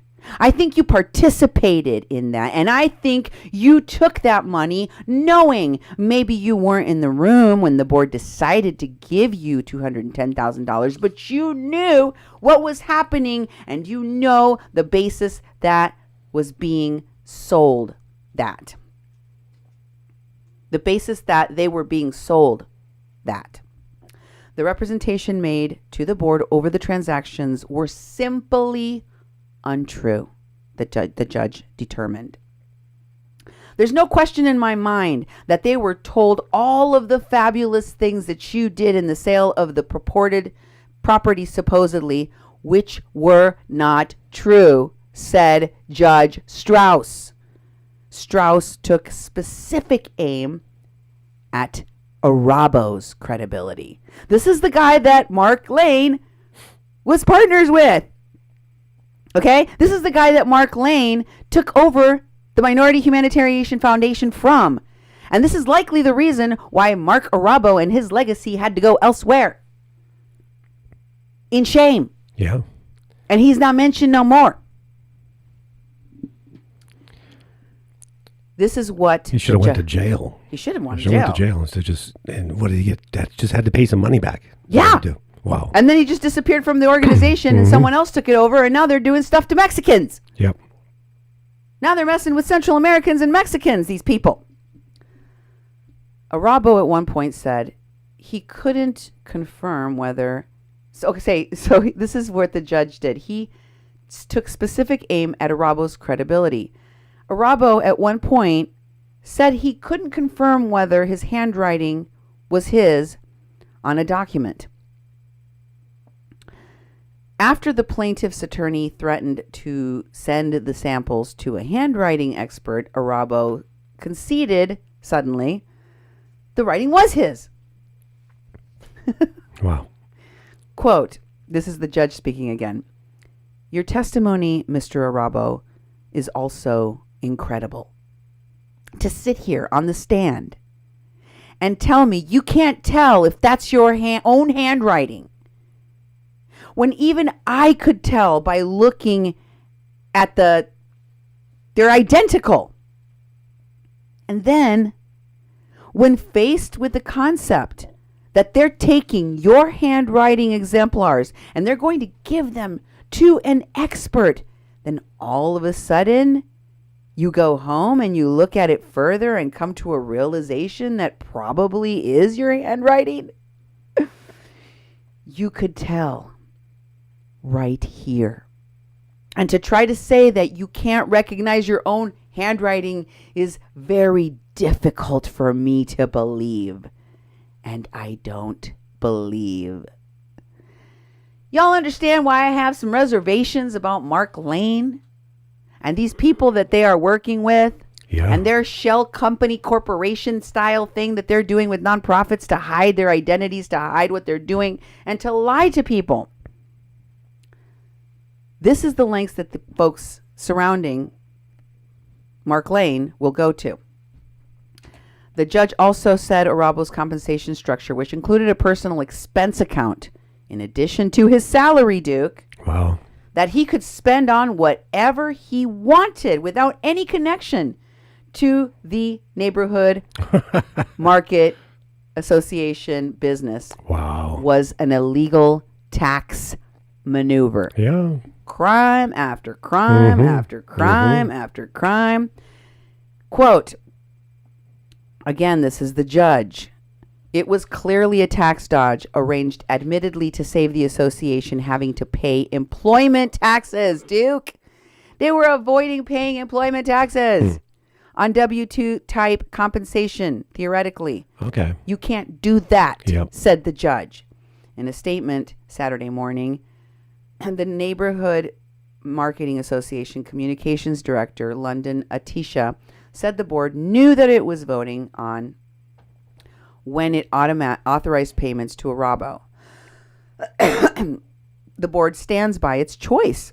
They're guilty. Yep.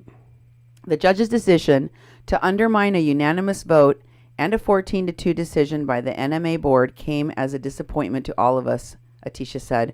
While the NMA board respects the ruling of the judge, and don't sound like you do, we obviously feel as though an appeal is more than necessary. Though the judge said the organization couldn't continue to be run by current leadership, Arabo's contract with the association is still active. It's unclear what will happen to that contract with the organization under receivership. In a statement, Arabo said he looks forward to continuing to run the Neighborhood Marketing Association. Wow. He doesn't anymore. I respect the decision of Judge Strauss. I don't think you know what that word means. Mm-hmm. And I look forward to my continued standing with the NMA as an operator and operator of the organization. Wow. I'm going to do what I want. Yep. It's crazy. So, what your thoughts, Duke? You've been an executive director of a nonprofit. I've never had a slush fund that was like I could spend on anything. Well, you would go to jail if you did. Exactly, and hearing that, I'm just like, okay, what's this place supposed to do? A neighborhood association? I mean, they're scamming a neighborhood association, which is supposed to be there for the betterment of the neighborhood.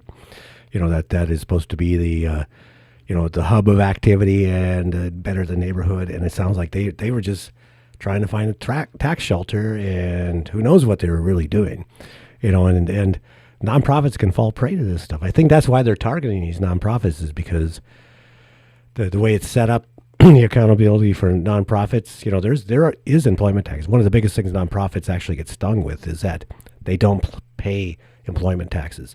If you're an employee, a bona fide employee of a nonprofit, doesn't matter if you're a nonprofit, you have to take withholdings and pay them to the government. Many nonprofits have been closed down by the IRS because they aren't paying their employment taxes. So this is one of the biggest things that they teach you when you're starting nonprofits is if you have employees, pay the employee taxes because the organization has to pay those. And so if you're handing people, here's your paycheck, it's only this much, and here's your $200,000 slush fund that you can draw from and basically have no accountability for it, and they got caught on that.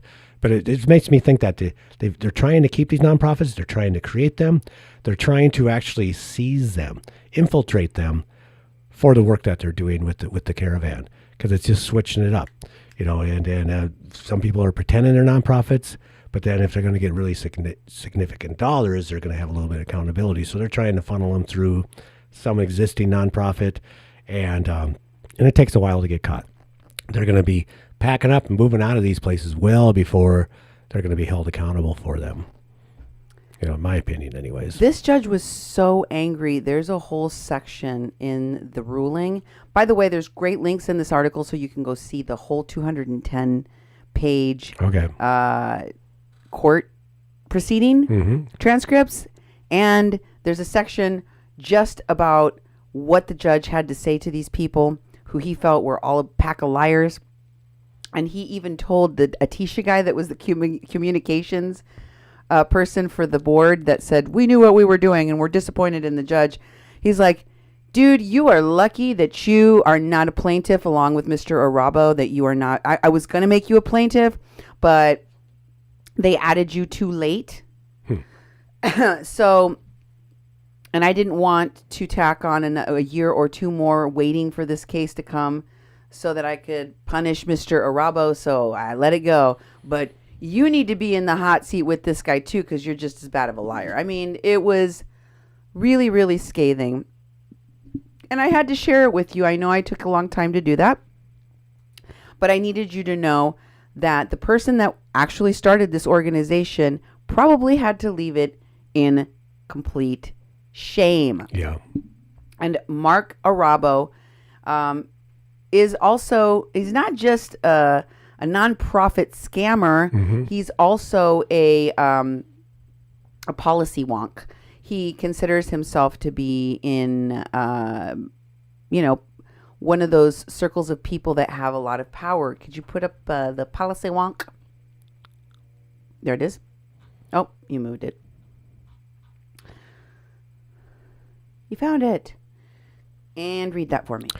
Okay. Mark Garabo. Let me move down so I'm over the top of it. To policy wonk. As many of you know, I'm a bit of a foreign policy wonk. I wrote a commentary piece for the San Diego Union Tribune about the prospects of a new future for people of Mosul in Iraq. Mosul in Iraq. It was in the paper today. If you have a chance, to grab the Union Tribune, let me know what you think. While we cannot rewrite the past, we can work towards putting in place conditions that ensure a brighter future for people in Iraq and Mosul. We cannot be led into believing that the suffering of Iraq occurs in a vacuum.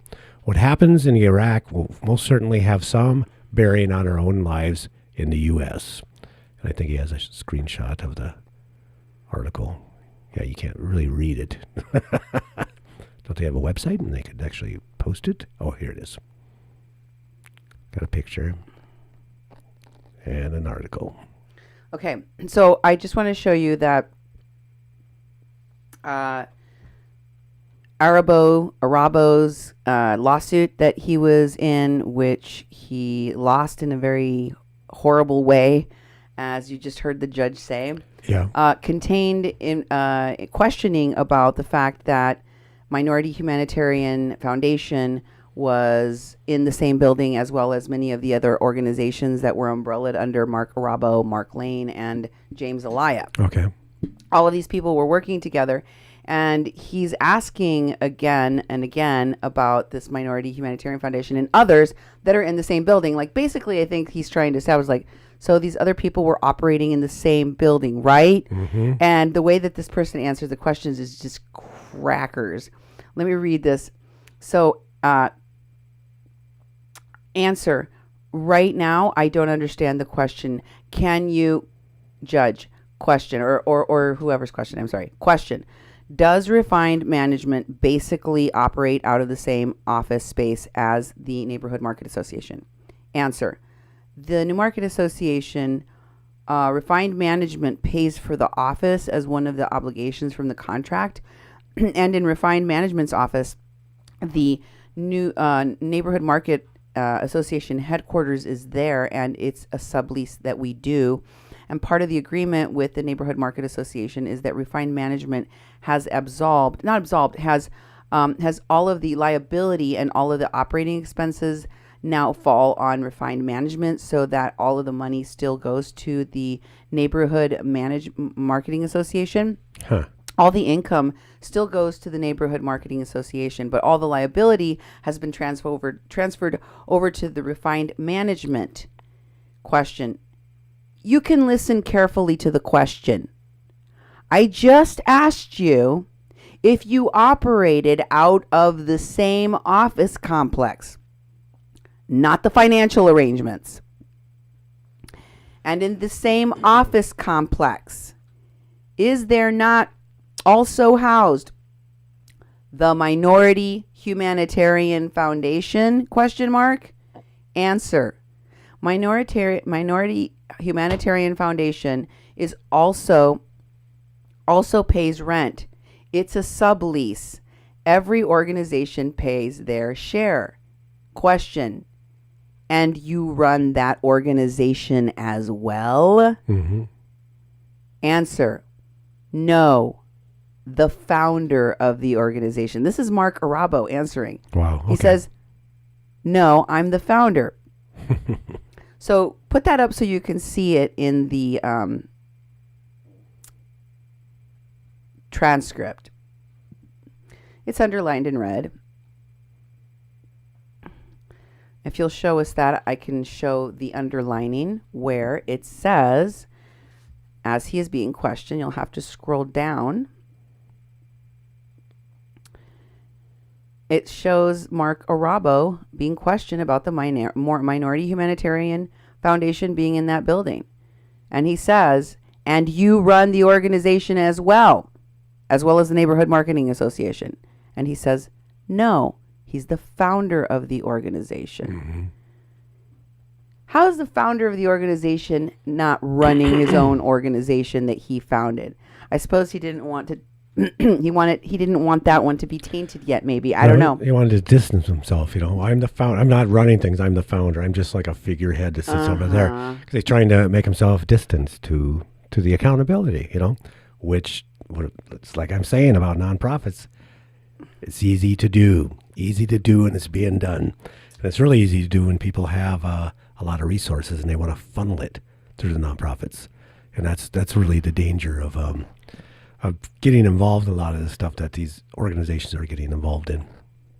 So I was told that Gavin Newsom was helping Mark Lane and James Elia and Mohammed El Naqib and all of these BAM associated, Antifa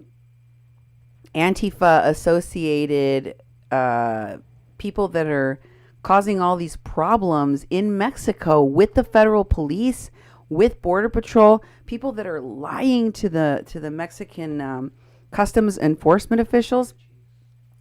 I thought, how is Gavin Newsom helping these people? Why is Gavin Newsom helping these people? Is it true? Turns out it is. Also turns out that Gavin Newsom is related to Nancy Pelosi. What? Yeah. Oh my God. Gavin Newsom is his mom is related to Nancy Pelosi. Huh. Did you know that? No, I didn't know that. Well, it's true. And I was like, oh, I can't read the letters on this one. I'll read it for you, but this is from when she died. This is courtesy of the Pelosi family. Belinda Barbara Newsom is her name. Okay. She was born into the one politically prominent Bay Area family and married into a different one. She died Saturday at her home. This was published, I can't tell. Yeah. She was 73 when she passed. Saturday at her home in San Francisco at the age of 73, she was surrounded by friends and family who on Sunday recalled her love of adventure, her courage to persevere through tragedy, and her refusal to be defined by anyone else's accomplishments.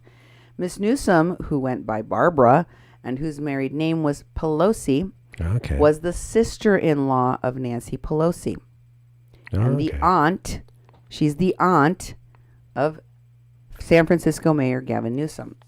In her own political right, President Jimmy Carter appointed her in 1980 to represent the United States at the United Nations.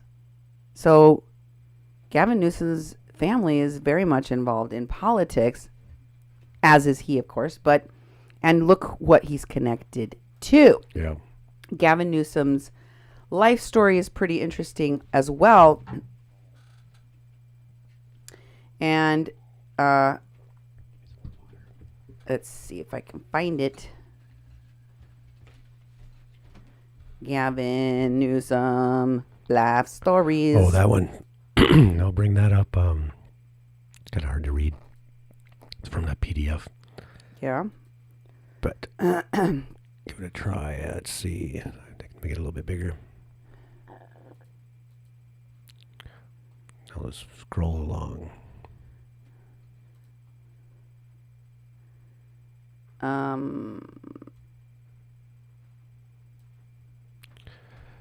In 2007, Newsom's personal life imploded in a sex and alcohol scandal around the time his first marriage collapsed.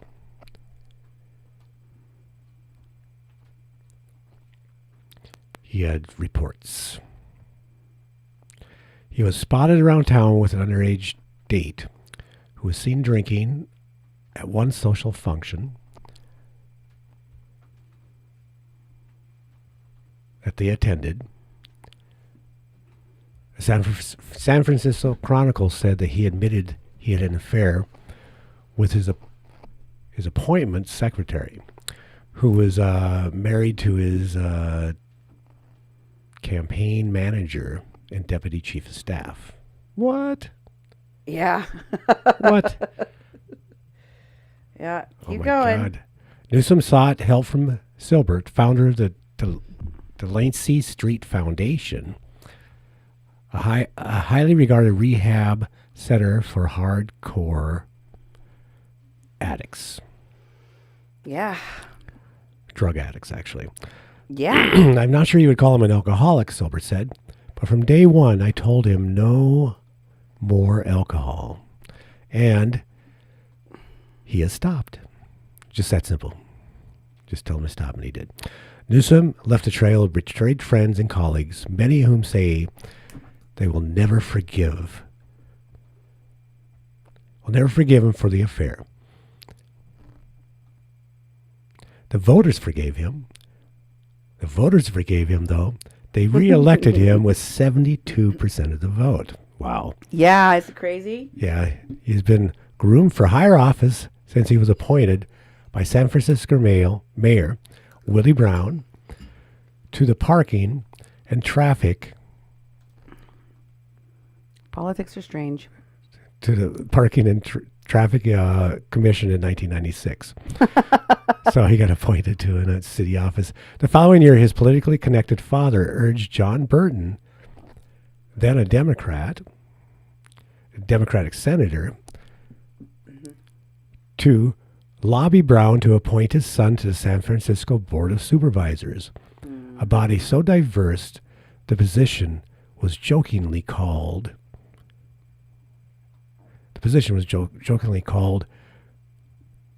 the straight white male seat. Newsom went on to serve 3 more terms on the board before becoming mayor. His mentors have incled House Speaker Nancy Nancy Pelosi, to whom he's related by marriage, and Senator Dianne Feinstein. Mm-hmm. Wow. So pretty powerful, right? Yeah, I guess. Okay, so I wanted you to check out how SEIU, Gavin Newsom, and Rapid Response all got together to support funding for a shelter for the caravan in California. Here is SEIU, Gavin Newsom, and Rapid Response. Now, one of the things that you're going to find here is that, well, first I want you to read what it says right there. Okay. It's SEIU Local 221. Yeah. Just read what's on the screen Local there. 221 stood with San Diego Rapid Response Network and Governor Gavin Newsom today as he discussed his proposed state budget, which includes $25 million for community organizations and nonprofits in their work to help legal asylum seekers. Legal asylum seekers. Whoa. Right? Yeah. $25 million. And dollars. if you scroll down and to the right, you're going to, well, actually, if you scroll straight down, you're going to see somebody tagged by a woman named, well, Heidi Martinez comments, and then someone tags her and says, I see you. So, like, I see you in the picture. Yeah. And Heidi Martinez's, profile says that she is campaign manager of Nathan Fletcher. Okay. And then in the past, it says that she was UC San Diego and Office of Assemblywoman Lorena Gonzalez. You see that? Yep. Okay. That's important. Let's put a pin in that and go to Lorena Gonzalez Fletcher, because the next image that we have shows you Lorena Gonzalez Fletcher. And what she is posting about is frustration on December 24th. This is right before Christmas. You remember what they were posting about? And it says, I'm not used to feeling so helpless when it comes to public policy, but the actions of our federal government at the border with asylum seekers and migrants on both sides has been totally unacceptable, cruel, and inhumane. Why drop families off with no help at night in our district? But my calls to CBP go unanswered. My letters and pleas to the governor have been denied. That's why I'm so grateful to the network of organizations helping with rapid response like the ACLU and JFS. That's Jewish Family Services. And totally inspired by the individuals who are literally walking the talk and opening up their homes and their lives to these immigrant refugees, in particular, Mark Lane. Wow. And Shane Parmalee. Wow. Shane Parmalee, the one that's like, I would buy Yvette Flarka of BAM a beer, whatever. Mm-hmm. She says, you all inspire me and give me hope. Please, today and forever, let me know what I can do to help. Tomorrow, I'm going to give my family Christmas to provide help at the migrant shelter. I'm going to give up my family Christmas to provide help at the migrant shelter. In early January, I'll lead a delegation of California Latino caucus members to the shelter here in Tijuana. We will keep working, and I expect all of you to keep pressing me to do more. And if you scroll to the right of that same post, you will see the comments of the people who commented on Lorena Gonzalez Fletcher's post, which include, right at the very top, Mohammed El Nakib, who also wants to give thanks to the people that helped him. He's one of the people that was with Mark Lane when they went to get those people on Christmas. Remember that? Mm-hmm. The pictures that we showed in the story that was in the news. And it's not, you have to go all the way to the top so you can see Mohammed's first post is right there, thanking Bertie Gutierrez. So make sure to tag her. And then after that, you have Lorena tagging Mohammed and says, and you, our first diaper deliverer. Yep. Then Bertie thanks Mohammed, and then Bertie thanks Lorena. Wow. Okay? So this is just a big jerk. Yep. A thing where they all circle. Yep, a nonprofit circle. A nonprofit circle. Anyway, Gavin Newsom is pictured here, I believe, with James Alaya. Yep, that's the right one. Mm-hmm. And you can see in the comments of the post there that this is James Alaya's Facebook page, right? Yep. So Gavin Newsom knows the current person that is running the minority humanitarian thing with Mark Lane. You saw this guy on the team page, right? Second person on the team page. Yeah, I remember that. That's the dude. Mm-hmm. That's him. Mm-hmm. And he's saying since everyone is posting their Governor Gavin Newsom's picture, here's mine. Right before the picture, he told me, James, it's hard to take a picture with you because you're so much more handsome than me. And I said, Gavin, there's so much more to life than looks. Plus, you're really tall, and that's good. And then we shotgunned a few beers and took this picture. Yeah. That's exactly what happened. And if you say otherwise, you'll be hearing from my lawyer. Get out. That's what he said. Okay. So then, here's James Elias with someone else pretty important. Oh. This guy is a captain of the San Diego Sheriff's Department. I guess. And he's hanging out with this guy, James Elia. And James Elia posted this on his Facebook page. You can see it's posted from his Facebook page, thanking and tagging Marco Garmo for giving him a tour of the Rancho San Diego Sheriff's Office and talking to him about the community issues in East County. I am always thrilled to see fellow Chaldeans in leadership. That means Captain Marco Garmo is Chaldean like him. Wow. It's nice seeing that there are law enforcement agents that make themselves available to the public, even for meeting with a nobody like me. Okay. And here he is again, Captain Marco Garmo and San Diego. You can see that he is indeed the captain of the San Diego Sheriff's Department. Captain of the ship. Yeah. And here's James Elia tweeting at Trump about his work. He says, what, Duke? He says, how was your Christmas? Mine was great. I spent it picking up a new asylum family, a single mother with 2 babies that are Gestapo CDB dropped off on the side of the road. That our Gestapo, Our Gestapo Customs and Border Patrol, dropped off the side of the road in the rain on Christmas. They're great additions to America. Blank Donald, the real Donald Trump, and his racism. And then they show some. But I want you to know, this isn't just like, okay, they hate Donald Trump. James Elias is part of organizing and speaking at an event to impeach Trump. This is a march to impeach Trump. And in it, you see that there is a number of different people that are emceeing, organizers that will be speaking. If you scroll down, you will find that among them is Mark Lane. Yeah. Kind of in the middle there. There's Mark Lane. I see it. And then you have James Elia, Vice President, Minority Humanitarian Foundation. Make note that it says there he's the Vice President of the Minority Humanitarian Foundation.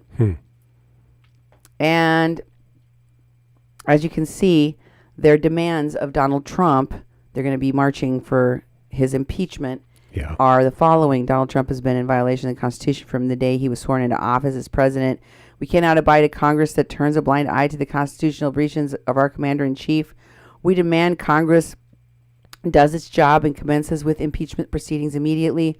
Donald Trump's extreme disregard for the Constitution is so profound subversion of the office of the president. Neither do we feel our country is in safe nor able hands, and we will not quietly ride out a tenure that threatens our democracy and way of life. And it goes on and on and on. Oh, yeah. Yeah, I'm sure it does. Okay, so then I wanted to show you that Minority Humanitarian Foundation does indeed have the same name as this other organization. Okay? There's somebody asking James Elia, the vice president, did you know there was another organization with the same name? No. I found it when I was looking for yours on Twitter, and then she links to the original homepage org of the Chaldean blah, blah, blah, right? Mm-hmm. And what does he say back to her? He says, Tammy, that's the one that we took over. This is Mark Lane. Oh, my God. Saying, that's the one that we took over. You know the founder is Mark Erebos. Yeah, yeah. Okay. Working now to get their pages taken down. Why would you need to take them down? Just change them. Mm-hmm. We changed our mission. Why'd you need to take them down? Yeah. It says it's the same entity. Yeah. Just to be clear. Mm-hmm. Same thing. Then Tammy says, oh, makes sense. I was wondering how you got a nonprofit so fast. The paperwork can take a while. He's like, how in the hell, how in the FDF did you all of a sudden have a refugee or organization? You're going around getting money from different politicians. You're working with all these how? Mm-hmm. How?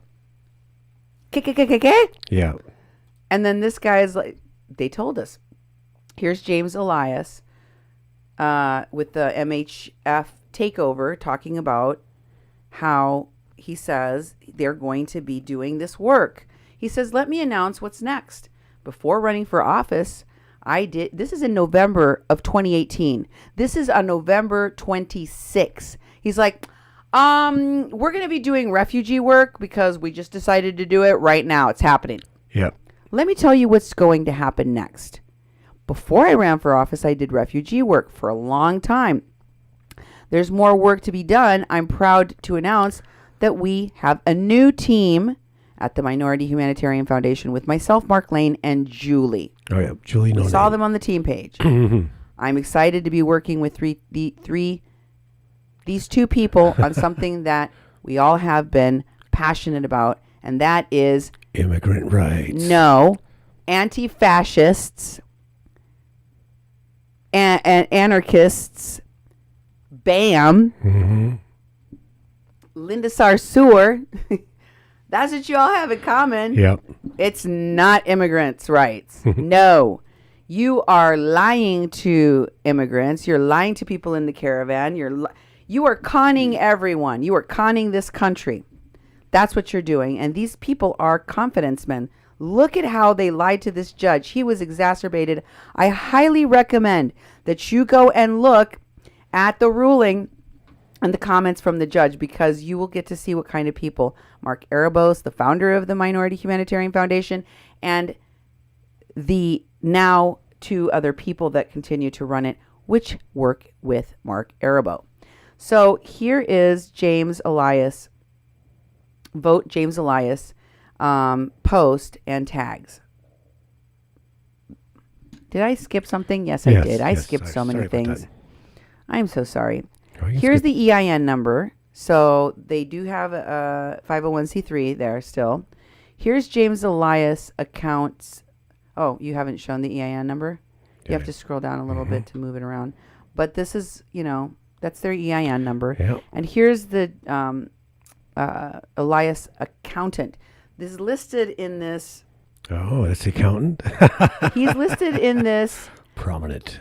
No, he's listed in this piece, I don't know, as an article, whatever you want to call it, as the accountant of that marketing association that the ruling was against, that Mark Erebo was the leader of. That he's allowing all this stuff to pass through without he's listed. accountability. If you scroll down, you'll see this part where it says, and this is from October 29 of 2018, okay? Uh-huh.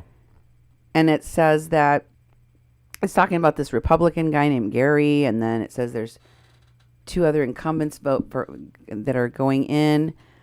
District 1 covers the Fletcher Hills community and blah, blah, blah. And then it says James Elia, a Democrat candidate for the State Assembly 71st District running against Republican Randy Vopel, is supporting Kendrick.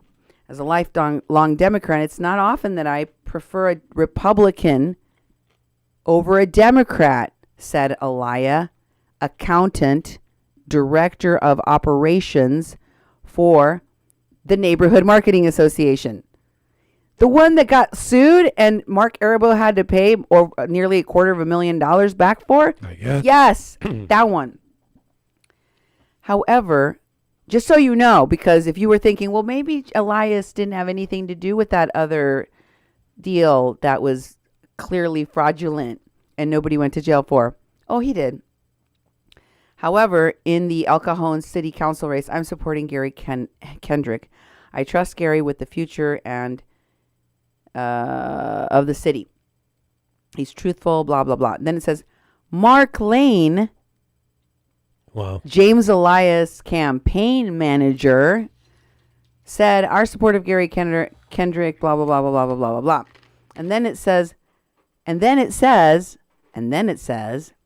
Mark Lane sued Colascio, because it says Mark Lane, campaign manager, said our support of Gary for El Cajon City Council has brought together Democrats and Republicans in unified opposition to Ben Colascio.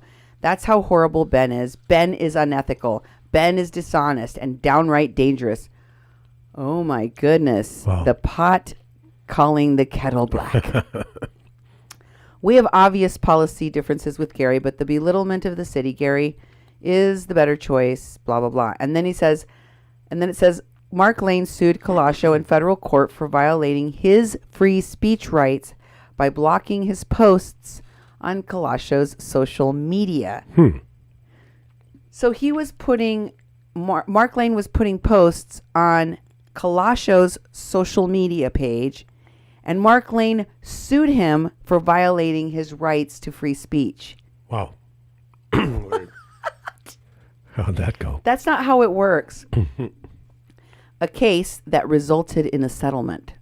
Colascio is currently being sued for sexual harassment of contestants in a beauty pageant that he runs, as well as for defamation of character by the pageant contestants, a taco shop owner, and an attorney. Oh my God. This guy didn't sound like he was doing too good in the campaigns. But anyway, they don't just run the Minority Humanitarian Foundation together. They didn't just work at the Neighborhood Market Association. They also work on each other's campaigns. I guess. Julie on James Elias's, Mark Lane on James Elias's. And Here is Mark Arabo with James Elias. Mark Arabo's brother. Mark Arabo's brother with James Elias. We must support my Democrat no matter how bad they are. I'll get to this in a minute. Wait a minute. Is this the right one? What's this called? No. James I think I might have skipped something. Please hold. Where are we? Right here. Scene 3, first one. No. Yeah. Is it? Okay. Give it to me. It's right there. Okay. So go ahead and read that, please, for me. All right.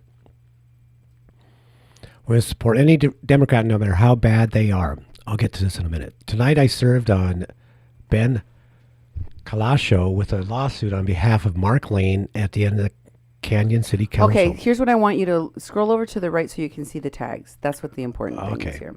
Okay. Mark Lane is tagged there. Julie is tagged there. No last name, as you can see. Oh, yeah, Julie was and no last Mark Arabo. This is a post by James Elias about Mohammed El Nakib. They're talking about Ben Kalasho, the lawsuit, the Democrat Club, all that stuff, the San Diego Democrats for Equality, all of this is, and he is tagged. Mark Arabo is tagged in the post.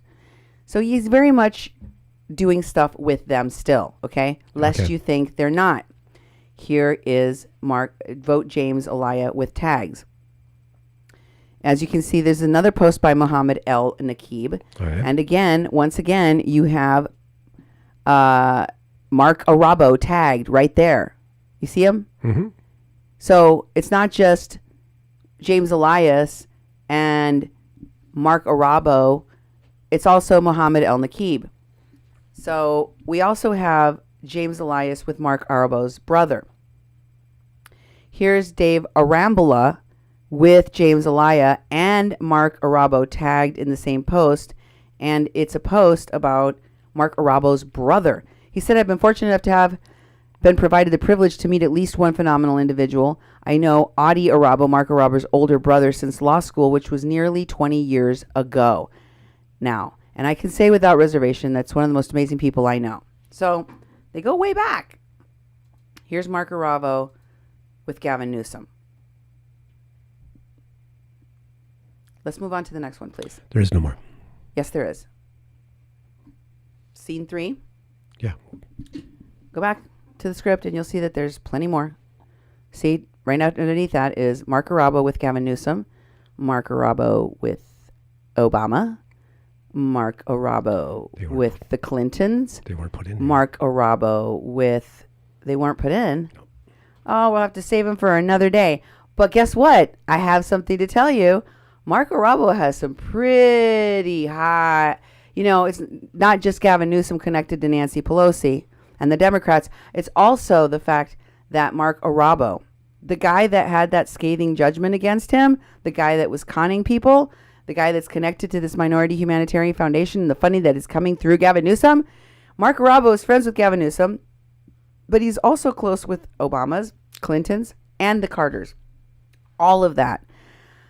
I'm going to have so much more for you about these organizations and how they work together, how they are conning not just the caravan, but also the country on my next show here on Mexican Crossing Lines with your hosts, Cindy Gomez-Schempp and Duke. Slowpoke over here, Duke Gomez-Schempp. And Nemo. And Nemo. Here on 88.1 FM, KPPPLP, Fargo Moorhead, where we are adding local color to your airwaves. Don't miss out on my next show. Thank you and buenas noches.